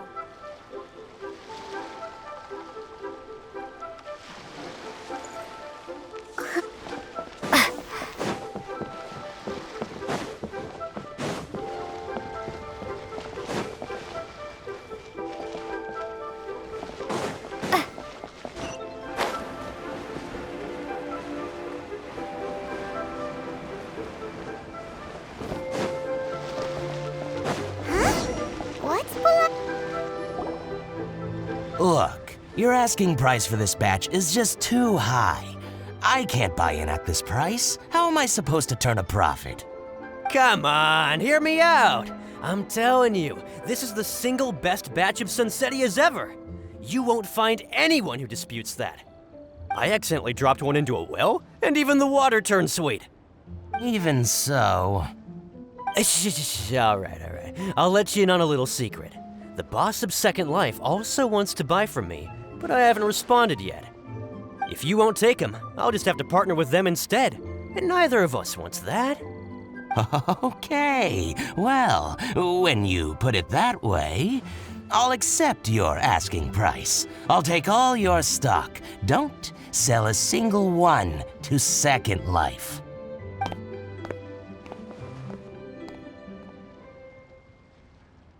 Oh, what are you doing here? And to be clear, these Sunsetias are mine. I got to them first. Don't get any ideas. Actually, we want to ask you about a guy called Juri. Have you heard of him before? Juri? Yes, he's quite well known. I've heard a story about him. They say he was born into poverty. His parents died when he was young, and he was treated cruelly by the local community. One of his neighbors was terribly rude to him all the time, but Juri never retaliated. And when his neighbor went bankrupt, he even helped support the family. He returned cruelty with kindness, injustice with peace offerings. A gentleman of talent and character, and... how did I not notice him sooner? In fact, maybe I'm not too late. If I could hire him to be the brand ambassador for Wanyu Boutique. Oh, he sounds like a decent man. We can finally breathe a sigh of relief. Why are you asking about him anyway? You aren't looking for a brand ambassador too, are you? Well then, in that case, the higher bidder takes the... that's Juri right over there. Why don't we go and talk to him? Where? It's him, all right. Looks like he's chatting with Linlong. Come on, let's follow them and listen in. Try not to let him see you. We want this information to be as truthful as possible. I'll just go and fetch an employment contract. And hey, don't try and cut me out of this. Hey! I understand. Let's walk and talk.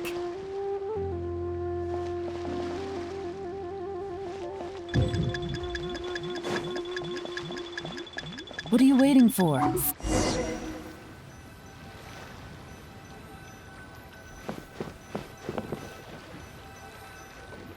try not to let him see you.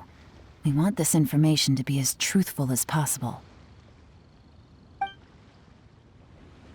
I understand. Let's walk and talk.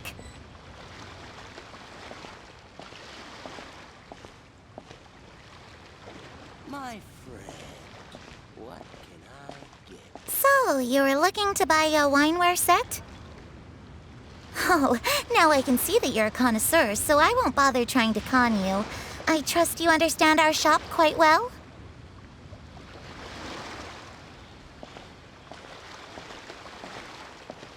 The truth is, an old friend of mine, who likes to have a drink now and then, he fancies himself as a man of culture, but doesn't care for needless extravagance.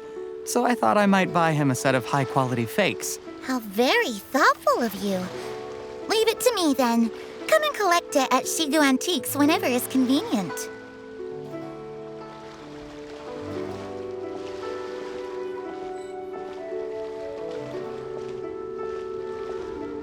Thank you very much, Miss Linlong.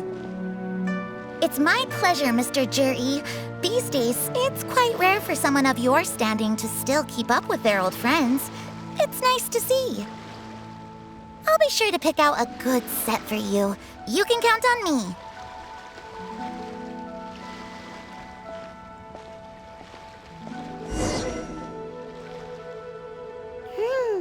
Juri seems to get along really well with everyone. Are you satisfied now, Yelan? Seems like everyone thinks Juri's a great guy. We shouldn't jump to conclusions just yet. Let's go check out the wharf where he usually goes fishing. Do we have to? Wait, you're not just trying to dig up some dirt on Juri because you want to be Tianshu yourself, are you? Maybe I am, maybe I'm not. But hey, if I do become Tianshu, I'll look out for you guys. You'll be able to try all the finest food for free. How does that sound?